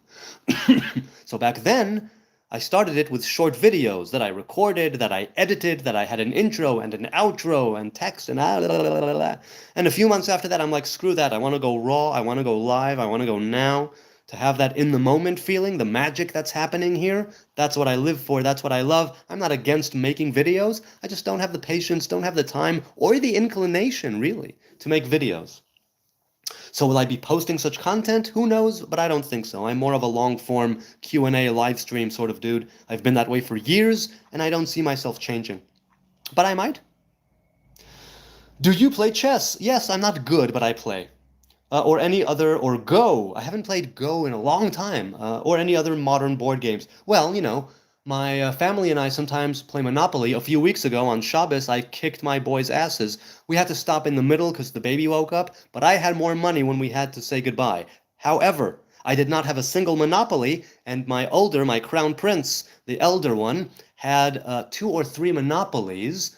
Not the best ones, but I think that eventually I would have lost. So it's his game. But at the time when we quit, I think we didn't count. I had more money, which makes it my game. So yeah. What do you think about the genocide in Israel? I think that that's the actual genocide that is being perpetrated, but I don't doubt that innocent people are dying on both sides of the conflict, of course. The thing is this. Our enemy, the terrorist groups, have made it their aim, their goal, stated in their charter, in their, whatever, to eradicate the state of Israel, that the entire place should be Muslim, convert or die, right? We have made no such claim. We have made no such position or stance. We didn't write that down. We are fighting a defensive war. Sometimes there is offensive what would be what's the name? Preemptive strikes. But it's still a defensive war nonetheless. Oh, thank you to Nordic Nomad. Thanks, Nordic Nomad. Hang on a second. On the phone, I'll give it a... Oh, wait, whoops. Sorry. I'll give it a like. Boom. And a like. Boom. There, I did. Thank you. It all goes to charity, people. Whatever you give to this channel goes to charity, and I thank you. Okay. So that's what I think about the genocide in Israel. I think it's a shame. I think it's a damn, damn shame. I think it's a shame there's genocide anywhere. The intent and the desire to eradicate an entire people, that's like technically what genocide is. Not by the numbers, but by the intent, right? Actually, technically, that's what it means. And the only nation that we have that against is Amalek. And we don't even know who Amalek is, so we don't even have a chance to carry out the genocide that we are meant to carry out. And yes, Israel is meant to carry out a genocide against the Amalekites. Not saying no, I'm just saying we don't know who they are, and I hope that we never will, because I don't want to eradicate Amalekites. I'd rather live in peace and harmony with all of humanity. Explain the Talmud, says Nordic Nomad. I've done this many times. The Talmud is a series of debates spanning hundreds of years. It is the oral traditions and debates, folklore, myth, and legend that were written down, and it is partly where halacha is derived from, rabbinic law. But it doesn't have the rabbinic law inside of it. It's where it's derived from. The Talmud also acts, the Jerusalem Talmud, the Babylonian Talmud, act as the interpretation of the Mishnah, which is the oral traditions written down at the fall of the Second Temple. All of the oral traditions were meant to remain oral. They were not meant to be written down. They were written down because of death and woe, destruction and exile, and the people who wrote them down did not want these things to be forgotten. But by no means was it supposed to be written down. The oral law is supposed to evolve and progress with society. And it didn't get a chance to do that because it had to be written down and canonized. And when that happened, there's like a kind of stop, and from then on, we're stuck in the past, in some ways, halachically. Which is why certain things there are highly outdated, because it wasn't supposed to be written down. So that's the explanation that I always give, and it's the truth. Why does America sack its nuts to Israel? Sack its nuts? What does it mean to sack your nuts? I don't know what that means, RK. Someone tell me, what does it mean to sack your nuts? To nut your sack, I can understand what that means. To sack your nuts? I don't know what that means. I really don't. Samson option moment, says Excalibur. I don't know what you mean. But, yeah, I am a Samson Nazarite. That's the vow that I took. Lilbod says, not really a religious guy, but I find it amusing how well articulated and knowledgeable you are. Earned yourself a subscriber. Thanks, man. I appreciate it. And as long as I say thank you to you, I deeply appreciate the likes, the subs, the views, the haters, the lovers, the contributions in the chat that I will give to charity. Whenever I do get my first payment, and I'll be as transparent as I can. It needs to be the equivalent of 100 US dollars, so I dare say it will take some time before I make my first payment to whatever charity it will be decided on. But I think I will put it to a vote and a poll when it does happen. Do you want? I mean, I had the idea of a soup kitchen. I had someone had the idea of an animal shelter or something like that, which I'm always for. So we'll have to see. We'll cross that bridge when we get to it. But I deeply thank you for your time, your kind and gentle attention. I really do. I don't take it for granted. You take time out of your day, out of your night, out of your life to listen to my musings and rants and raves and ramblings and brain farts and actual farts, for that matter.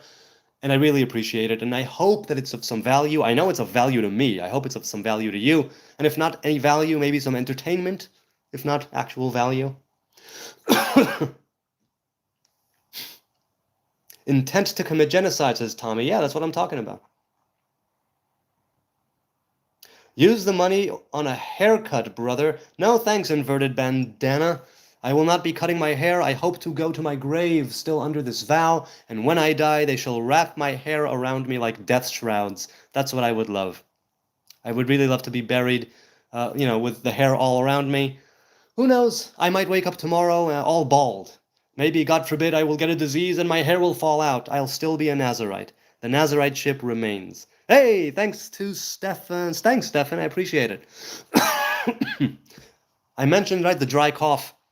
So I'm taking anti-allergy medication now. I was like, oh my God, of course, I need to take anti-allergy medication. Of course this dry cough is happening. Deeply appreciated. Thank you all. Okay, let's continue. Matthew says, Lichvod hamasoret, and to prove you wrong about how long it would take to reach 100. Thank you, I appreciate it. Matthew, it's, I don't take it for granted. And now I'm actually thinking once again in my head, I wonder what charity it will arrive at. So yeah, why would you donate to this, says Excalibur. What do you mean, why would I donate? Or why would someone donate to the channel?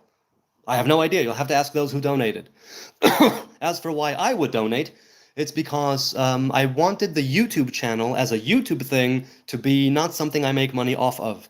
If I get an external brand deal, a sponsorship, or something like that, that's a different story. Any money that comes through YouTube, I said to myself when I first started, if it ever comes to that, and it's monetized, I don't even know if I want to monetize, but if I will monetize, I want to give it to charity. I want people to know that this channel specifically, I don't know, can't speak for any other channel, this channel specifically, as far as YouTube is concerned, is me using YouTube for kosher purposes, if you'd like to give it a name.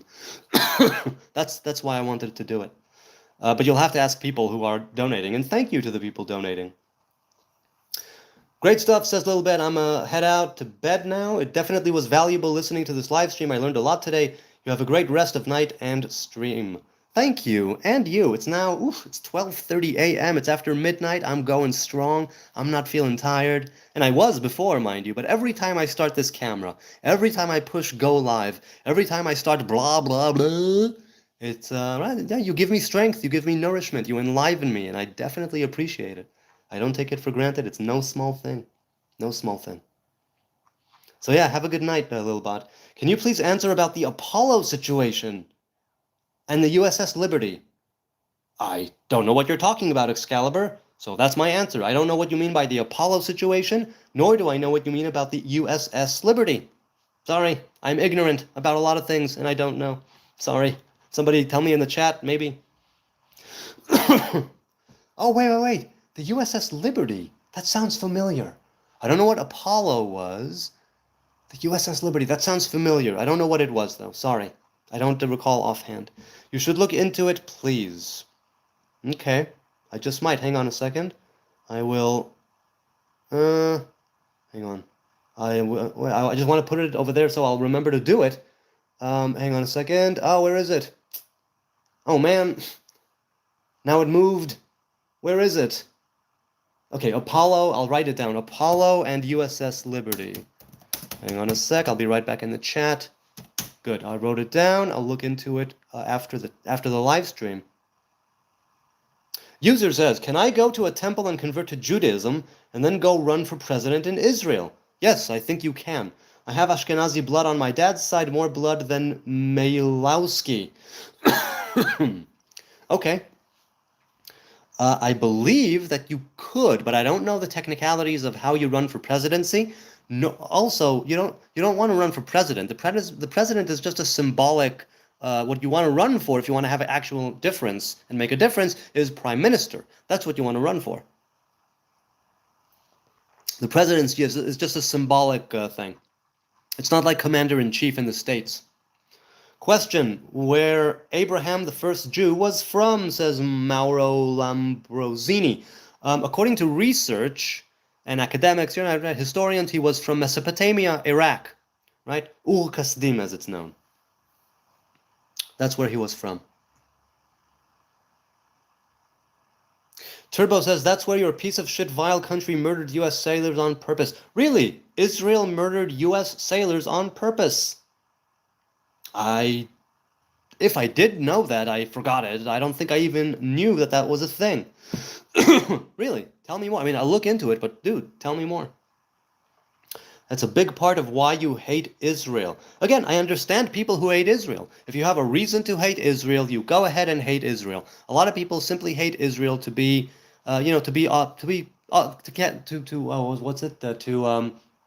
keep up with the Joneses, right? Oh, people are hating Israel? Cool, I'll just go along with that.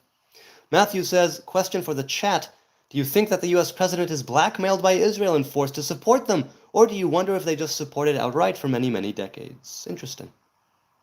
Turbo says, why do you spit on Christian Armenians? I do not spit. I have never spat on any Armenian or Christian for that matter, and I condemn the people who do that. I think it's an abhorrent and reprehensible practice that should not be carried out ever, ever. I think if someone spits on you, then you spit on them. But if someone does nothing to you, you should not be spitting on them. It's an abhorrent thing, and I condemn the people who do it and their actions. That is not cool. So that's how I feel about that. About Mesopotamia, that's why you Jews have Tree of Life, knowledge, and Kabbalah, which has the same concept as Eastern religion. Why then have you separated throughout history from other people? Well, what do you mean? I don't know exactly what you mean. People say that Mesopotamia was one of the cradles of humanity, one of the earlier civilizations, right? Those early civilizations had their own teachings, had their own traditions. Abraham decided, Avram, he wasn't even Abraham yet, Avram decided to break away from his Mesopotamian ancestors and his polytheistic pantheon of deities and go with one Hebrew God, right? With the God of Abraham. So why have we separated? Traditionally, usually we separated through our commandments, we separated through our belief in one God, we separate through our language, our clothing, the way we conduct ourselves in life. By virtue of the very commandments that we are following, it already sets us apart to some degree. Now, one should always be also integrated to some degree, right? The fact that Jews had their own villages, ghettos, whatnot, things that are and remained close-knit, that's one thing. To simply separate on general principle, that's another thing. So I'm not sure exactly what you're getting at. But Jews, by virtue of being Jews and following Torah, being Torah observant, being a Torah observant Jew will already separate you on a couple of levels. Whether it's the laws of kashrut and clean eating and what you can eat and how it's prepared and how it's not. Whether it's how you dress, right? With a prayer shawl or a small prayer shawl underneath, or the tefillin that you wear, or the yarmulke in the last few hundred years that you wear, whatever it is, right? Or the way you talk, the language you speak, right? The Hebrew language for the Hebrew people. So things separate us by virtue of just us being Jewish and being Torah observant Jews. What in the fuck says BQ? Is it BO or BQ? It's BO. I'm a fan of BO. As long as it's not too rampant, I'm a fan. Psycop says, what's your opinion on the age of the universe, macroevolution, and intelligent design? So on the age of the universe, I believe that it's 13 and whatever billion years old. Macroevolution, I don't know what macroevolution means. I know the theory of evolution and natural selection. I think that it hasn't been disproven yet, and everything is sort of pointing towards it scientifically, so I'm on board with that as well. I think that the account of creation in Genesis and the evolution, the theory of evolution, I think they can coincide in a lovely way, but that's just me. As for intelligent design, I think if you're going to call God intelligent and a designer, those are just revelations of God, right? I don't know God. All I know is how God reveals himself to me through the different names, through the different emanations and influences and apparitions of whatever, right? And one of those was intelligent design, as it were, right? That's one of the facets of God. We know that we have different facets of God, the 10 sfirot called chokhmah and binah, wisdom and understanding, and knowledge, da'at. Those three represent the pardon me, represent the right hemisphere, the left hemisphere, and the third eye, right, and the connector. So in that sense, my opinion is that the age of the universe is however old it is. Sometimes they say it's 16 billion, sometimes they say it's 13 billion, and they keep changing their minds about that. Evolution is a thing, and I'm willing to definitely be on board with that, especially with a doctor of microbiology for a mother, a scientist mother. And intelligent design, yeah, I'm on board with that too. Only I'm thinking that all of that was caused by the divine revelation. All of that was brought about by the divine revelation, and I don't see a difference there, and I don't see contradictory things there between them. So that's what I'm thinking about that. Honestly, I think it's dumb to assume so, says Excalibur. Oh, I don't think God cares explicitly about people at all. No, you know what? There are revelations of God that have great care. There are revelations of God that couldn't care less. And if a righteous person is at the right place, at the wrong place, at the wrong time, he will get hurt. And you would say, oh, but what about God? It's like, yes, there are revelations of God that would care for that. There are revelations of God that would not care for that. That's why it's up to the individual to discern, to be cautious, to not be at the wrong place at the wrong time. There is no God, says Deepak Singh. I agree, there is no God. Oh, pardon me. Nate the best. Well, you are the best, Nate, I'll give you that. Nate says, can you explain believing in the scientific explanation for the age of the, I'm assuming it was universe? Can I explain it? Well, pretty much science, right? And astrophysics and astronomy and all of that. From the different things that we know now, and by we I mean the scientists, not me, they say that they have discovered, right, based on the universe expanding and based on the way that the light is moving away, and based on the fact that certain things are reaching us from places very far away, they have gauged that along with the expansion, it could very well be that at some point it was this one singularity from whence came the Big Bang. Now, there's also that idea of the multiverse, and the multiverse of multiverses, I'm on board with that as well. But the scientific explanation is that we have this world that is expanding, and we have these stars, planets, and galaxies that take millions and billions of years, right, to form. And based on what we know about the physical laws of the universe, right, and the way that the four forces, right, what do we have? We have the weak force, the strong force, the force of gravity, and the force of electromagnetics. Those four forces, right, and the different laws of physics and all that, they give us an idea of the age of the universe. Nobody is saying that that's exact, but they're saying based on the observation of the known universe, here's what we're thinking. And I'm inclined to agree with that. However, Chabad has the idea, at least some people in Chabad, based on a teaching of the Rebbe, or maybe I'm mistaken, that the universe was created already ancient. So the universe is around for 5,768 years, according to the calendar, the Hebrew calendar. However, when it was already created old, with fossils of dinosaurs in the soil, right? And underneath the bedrock and all that. Or whatever it is, right? Meaning it was already born ancient. It was already created old, with a history. So that's how those two things can coincide as well. Bro, wash your hair, what the fuck, says Naughty. You know, for somebody who has the username Naughty, you're being pretty naughty. Yeah, I do wash my hair. So, yeah. I just don't comb it, and I don't brush it, and I don't separate it. So that's why I have these things. But I do wash my hair. EHH says, where can I get on a call with you to debate? Nowhere, because I'm not a debater. We can have a dialogue. I have dialogues on this channel. DM me, people. I'm around Hebrew Nazarite across the board on X, on TikTok, on Instagram, on Facebook. Over here, look for my tree. I don't post much, but I am available in the DMs. So if you want to get together for a dialogue on this channel, on your channel, whatever platform, I love talking to other people sometimes too. I love talking and having a dialogue. I love having the back and forth. So let's get into that. But I'm not a debater. I'm not here to justify my positions. I'm not here to convince others why I'm right and they're wrong. I'm just here to have a dialogue with you good people. So that's, if you want to get on a call, Kermit, then by all means do, but I won't be debating you. I don't know if that matters to you or not. Let's continue. Down in the chat.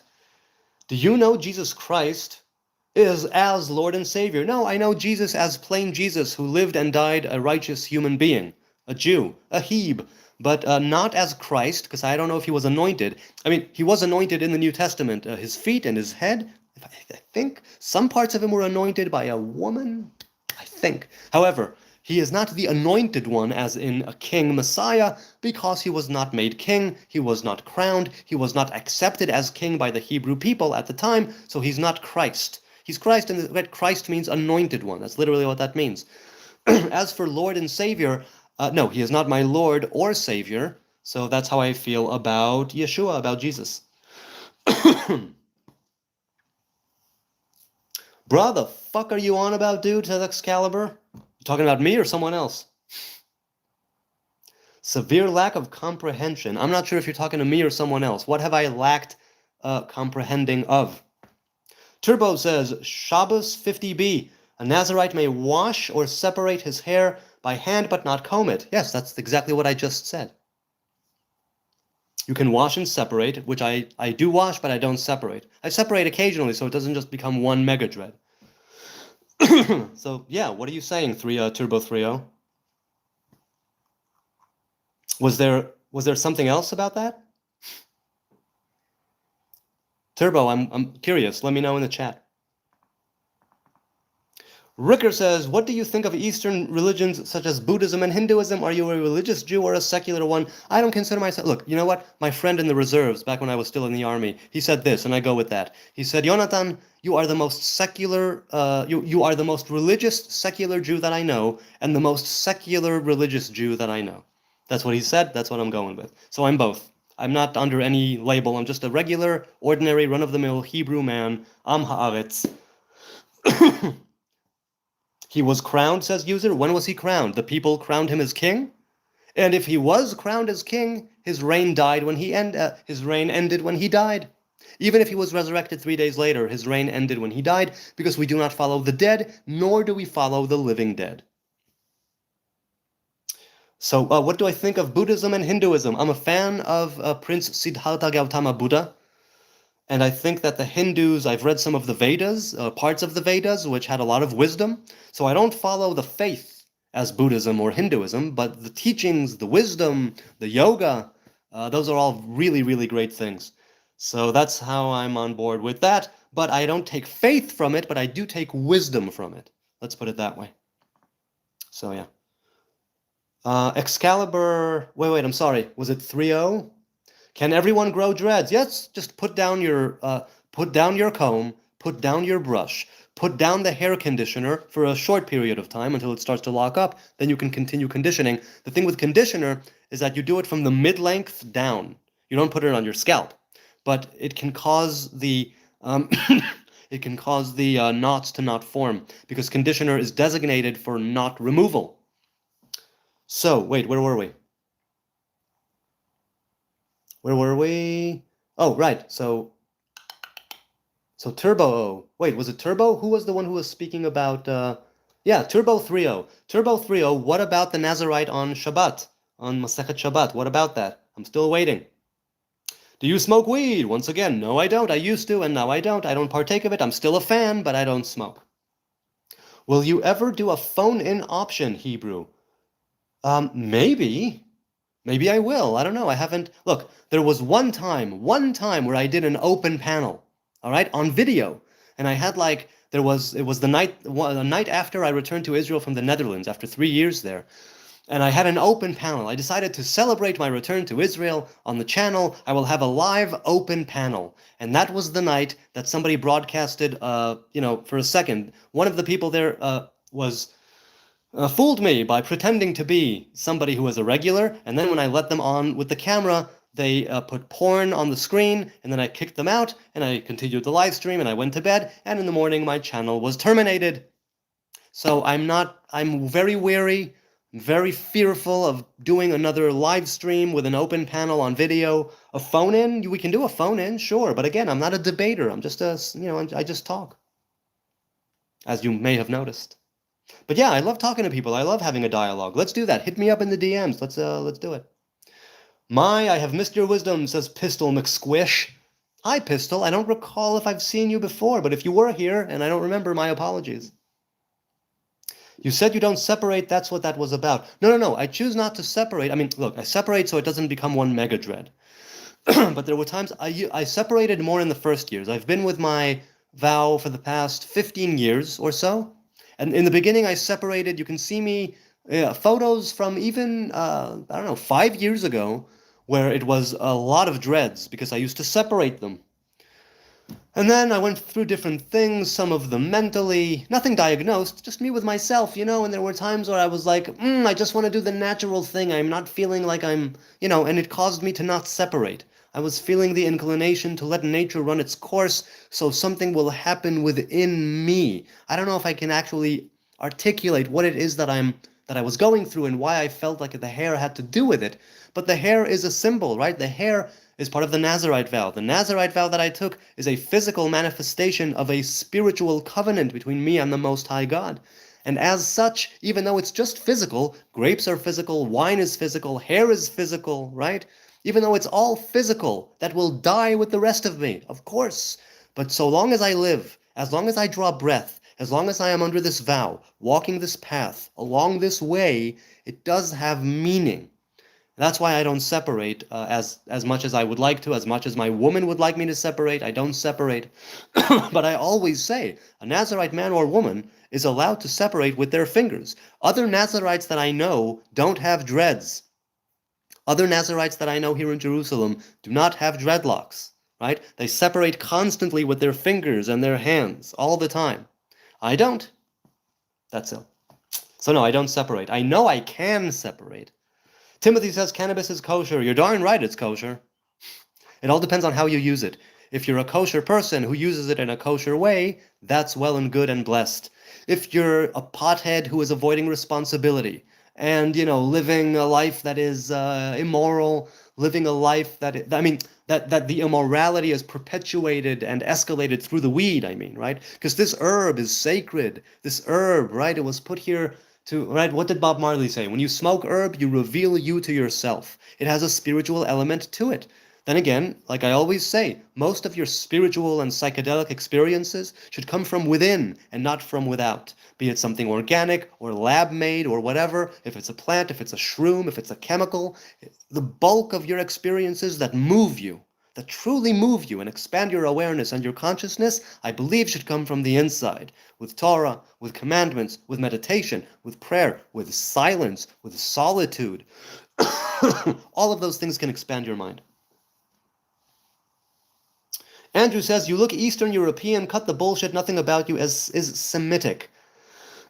Okay, my people came from Judea, were exiled into Europe, went to the States, and now I'm back here. So over the course of 2,000 years, a lot of different genes and a lot of different things have happened. But let's say I'm not Semitic. Let's say that I'm a convert. Let's say I converted today, early today. Let's say I converted earlier today. This morning, I got up, I went to the rabbinic court, to the Beit Din, right? And I let out some blood, or I was circumcised, and I said the blessing, and I went to a mikveh, a ritual pool. I'm a Jew. I'm a Heb. I'm a Shylock. I'm a Schnozhaver. All right? I'm a Torah follower. It doesn't matter if it happened this morning, or if my legacy and lineage go back to Moses himself. It doesn't matter. Makes zero difference. People have this hang-up about geography, skin color, facial features, all kinds of bullshit that means absolutely nothing. If I converted this morning, I'm under the Hebrew covenant, part of the tribes of Israel. That's it. Why do people make such...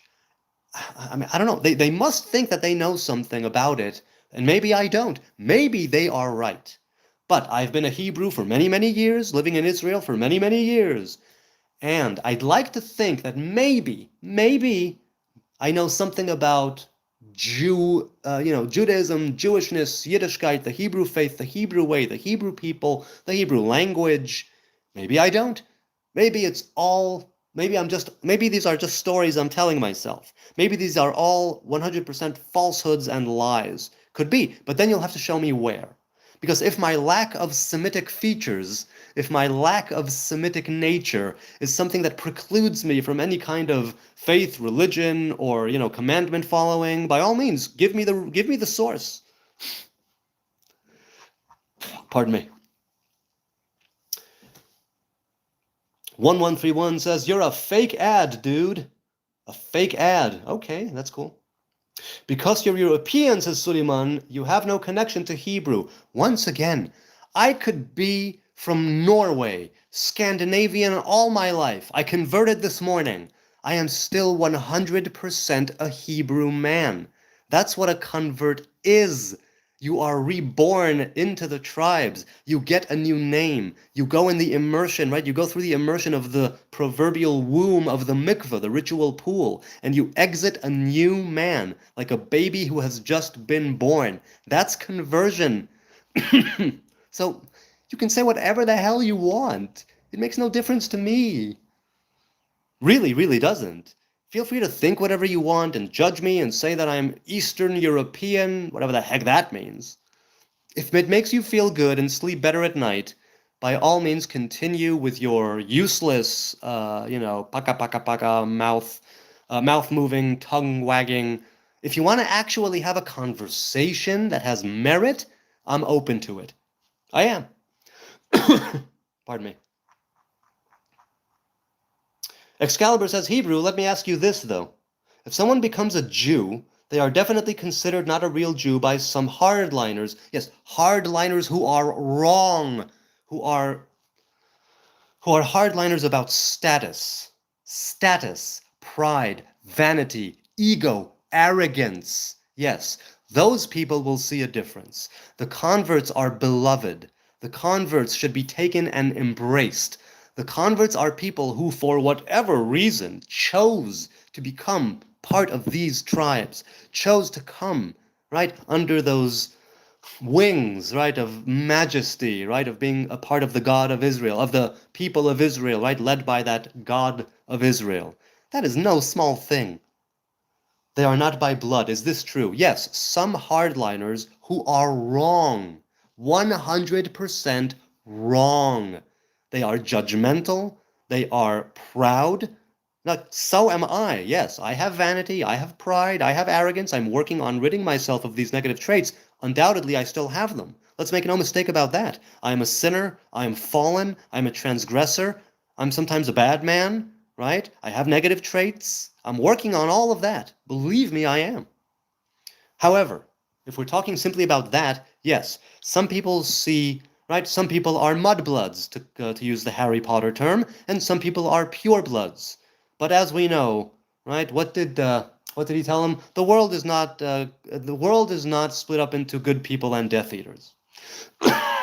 Some people will think that a convert is a second, third, or fourth rate, and some other person, myself included, will raise the convert up and say, "Oh my God, I admire the crap out of you. Why on earth would you want to join the Hebrew tribes?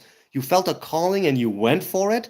Unbefrickin-leavable. What an inspiration. I wish that I could go with my callings towards good the way that you went with your calling towards the Torah." They are an inspiration for any Hebrew man or woman out there. So why on earth would someone want to think they are second, third, or fourth rate, or think that they are not real? Because they are idiots who would value blood over action, who would value status over actual righteousness. That's the only reason why somebody would do that.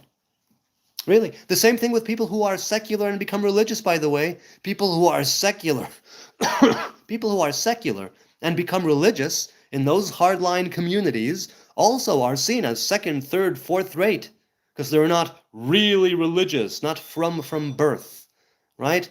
I think that's appalling.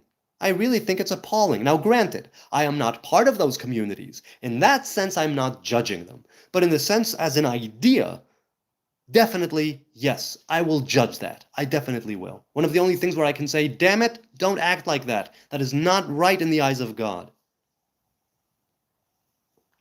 I would definitely say that about that. What are the reasons? What are the justifications that they could possibly bring to the table? What? What could they levy against that? Nothing. Absolutely nothing. It will all end up in pride, ego, vanity, arrogance, and pure blood status. That's it.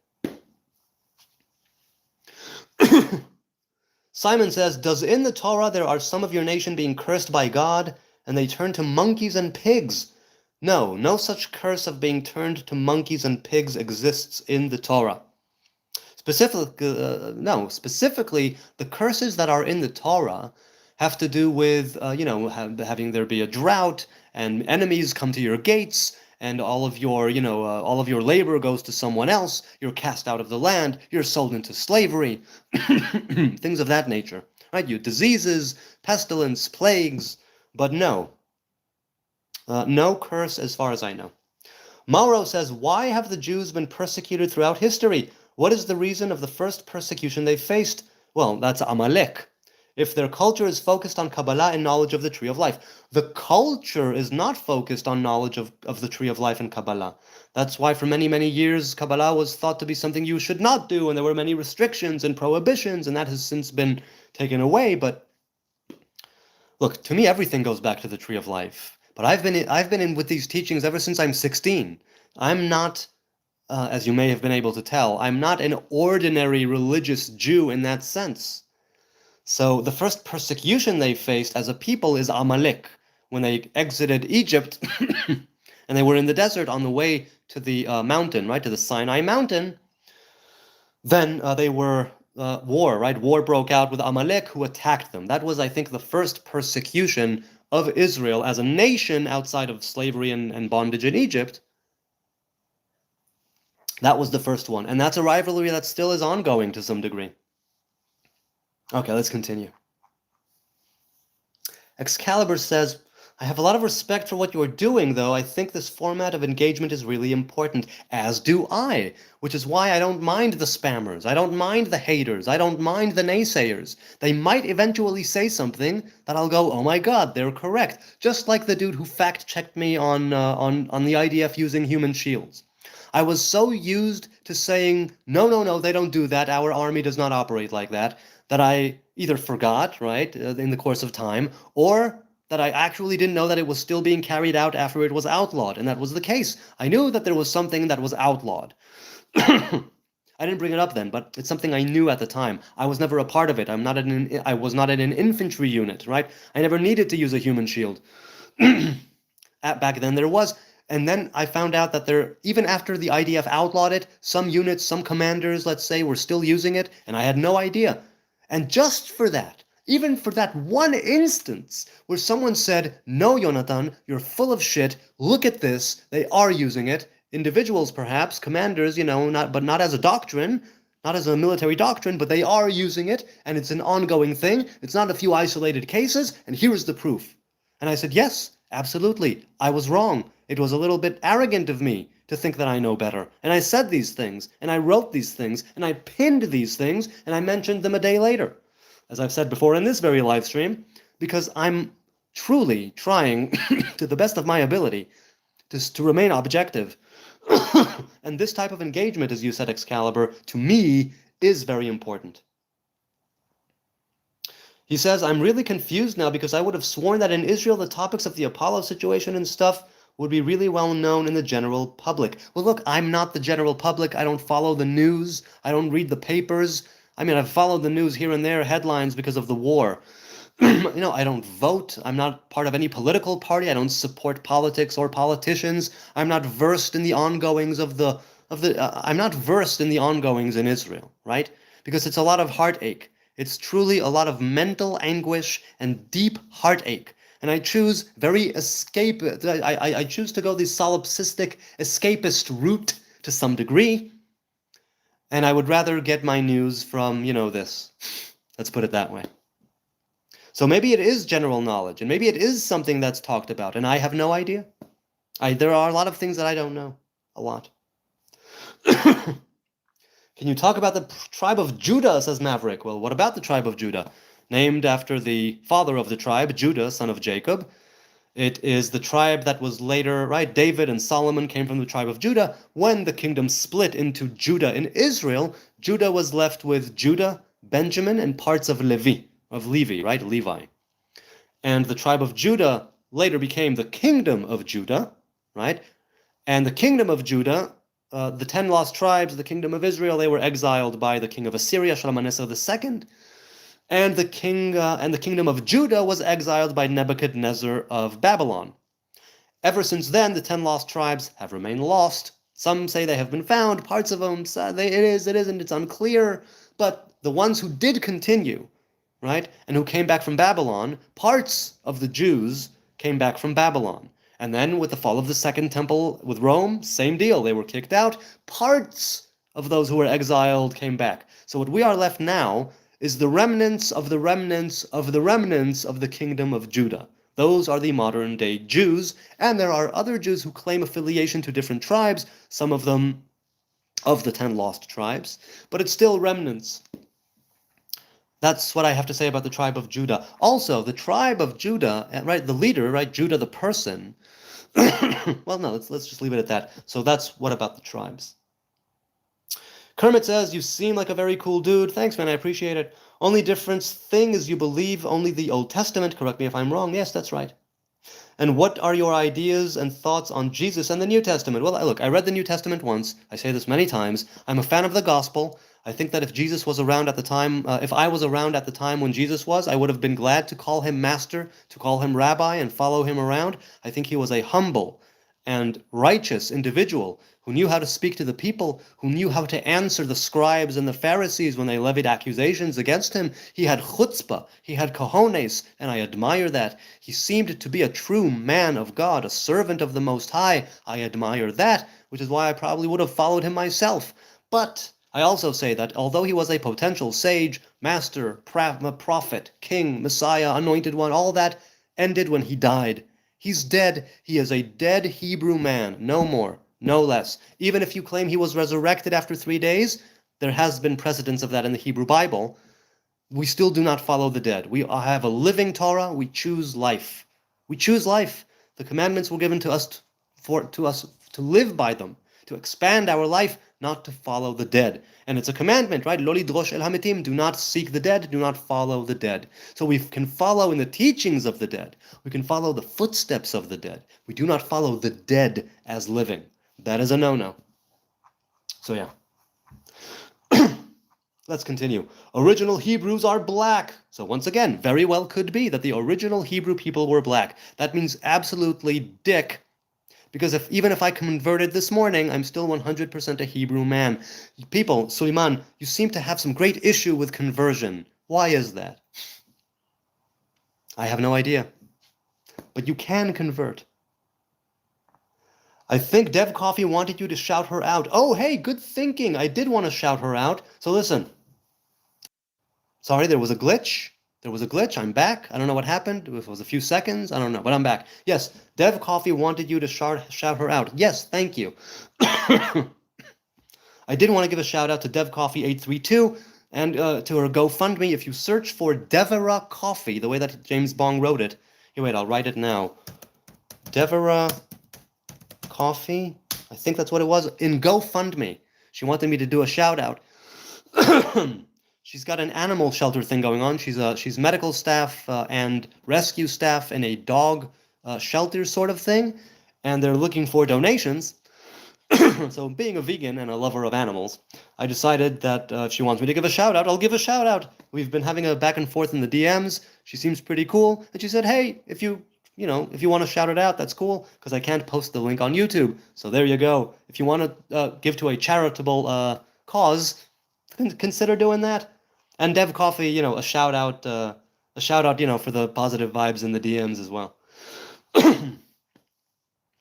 Gabrielle says, if you believe that Jesus didn't resurrected from the death, no, I believe he may as well have been resurrected. It's fine. I just don't follow him as king or Messiah.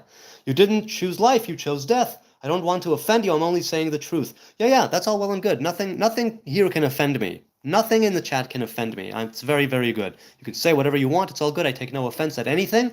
I will say that no, I understand that for the people who follow Jesus, he represents eternal life. So if I reject Jesus, I am de facto rejecting eternal life. I get that. He is the light. He is the way. You can only come to the Father through the Son. It's been said to me hundreds and millions and billions and trillions of times. I get it. I do. And still I say, I look to the Torah. I look to the 5 books of Moses. We do not follow the dead. We learn from them, right, from their teachings. We go in their footsteps. We emulate them, perhaps, in our life. We do not follow them. We do not seek the dead. We don't. The Torah says, don't do that. Choose life. Now, if you're saying he was resurrected, great. Other people have been resurrected in the Hebrew Bible. We did not hear of them again, almost. We do not follow them as the sons of God just because they came alive again. Even Eliyahu and Hanoch, which were taken away and didn't die to begin with.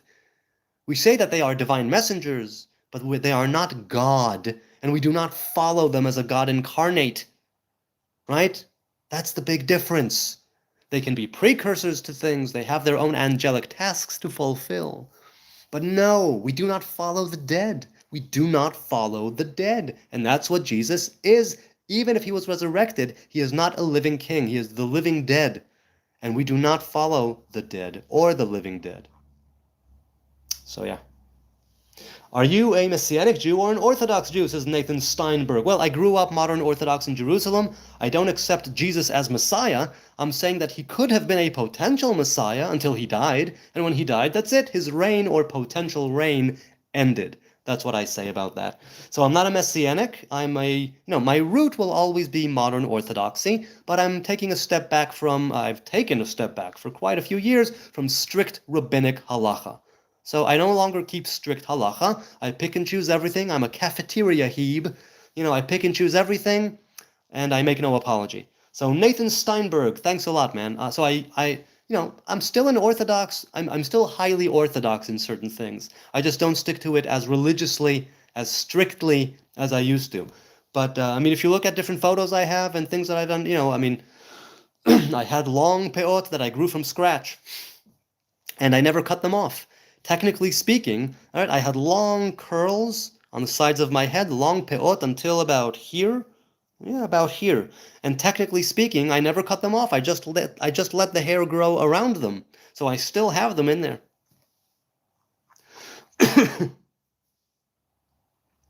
Okay. Let's continue. Oblivion Smoke. I think you were here before, or someone else that had a username close to that. God was a misinterpretation of an extraterrestrial intervention. Yes, I've heard that. Very well could be. They are brainwashing us to be obsessed with fiction and entertainment.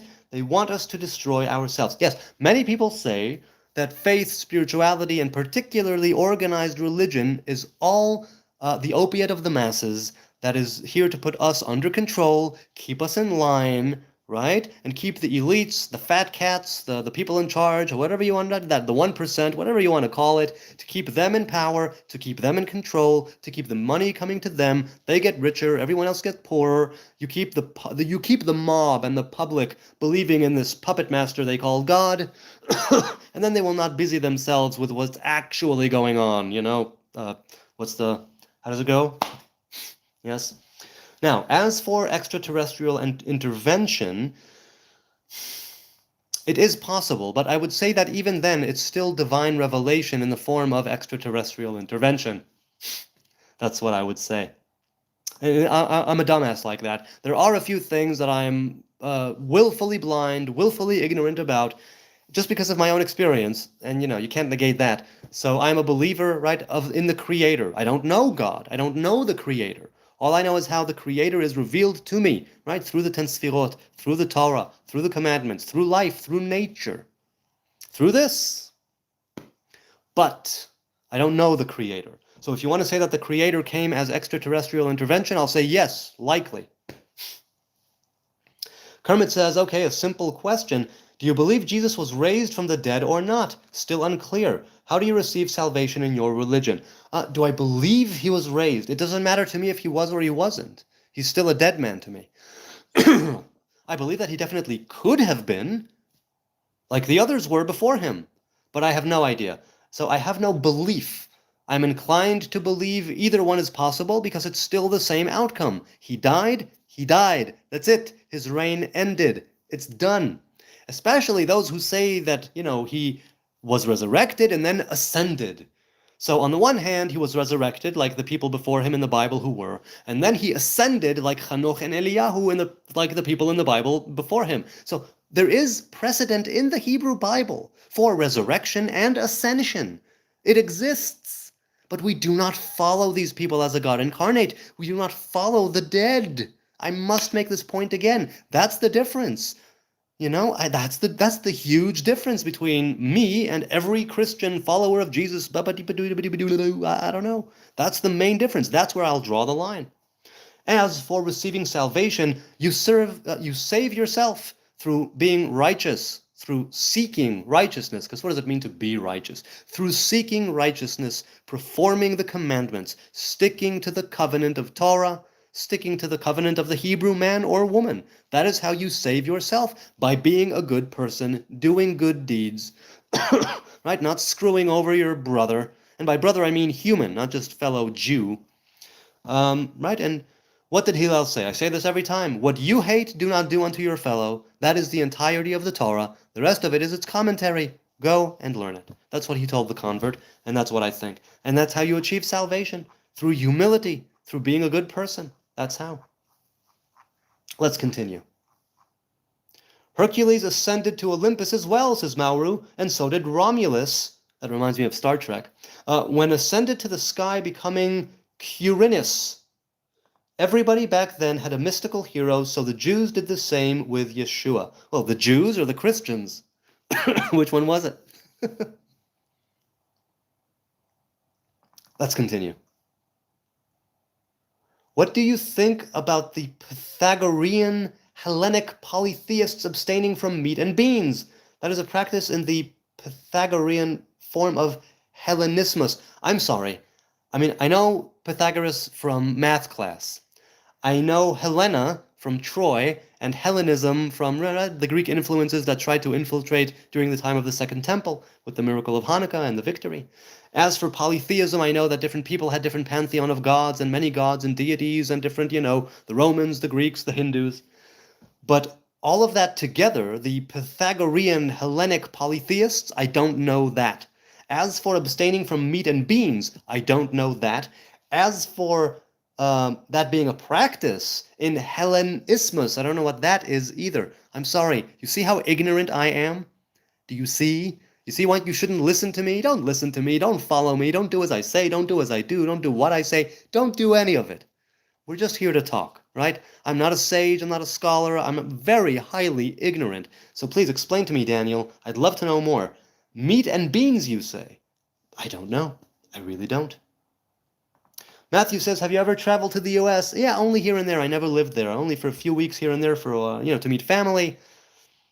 If so, where did you go? I was mainly on the East Coast because my family is mainly in New York. I do have family in California as well, but I haven't been. If you haven't, do you have any desire to visit somewhere specific? No, I don't have the bug. I'm very much a homebody. I don't have the need to travel, experience other cultures, and see other people, and see the sights and sounds of ba-ba-boo-ba-bee. I definitely understand those who do. A lot of people want to travel. I've never wanted to travel, ever, really. It's never been something where it's like, oh my God, I gotta go someplace and experience other things. And no. I love to travel intellectually. I love to travel spiritually. I love to travel, psychedelically. And these are things that I do mainly in my own home. So that's how I feel about travel.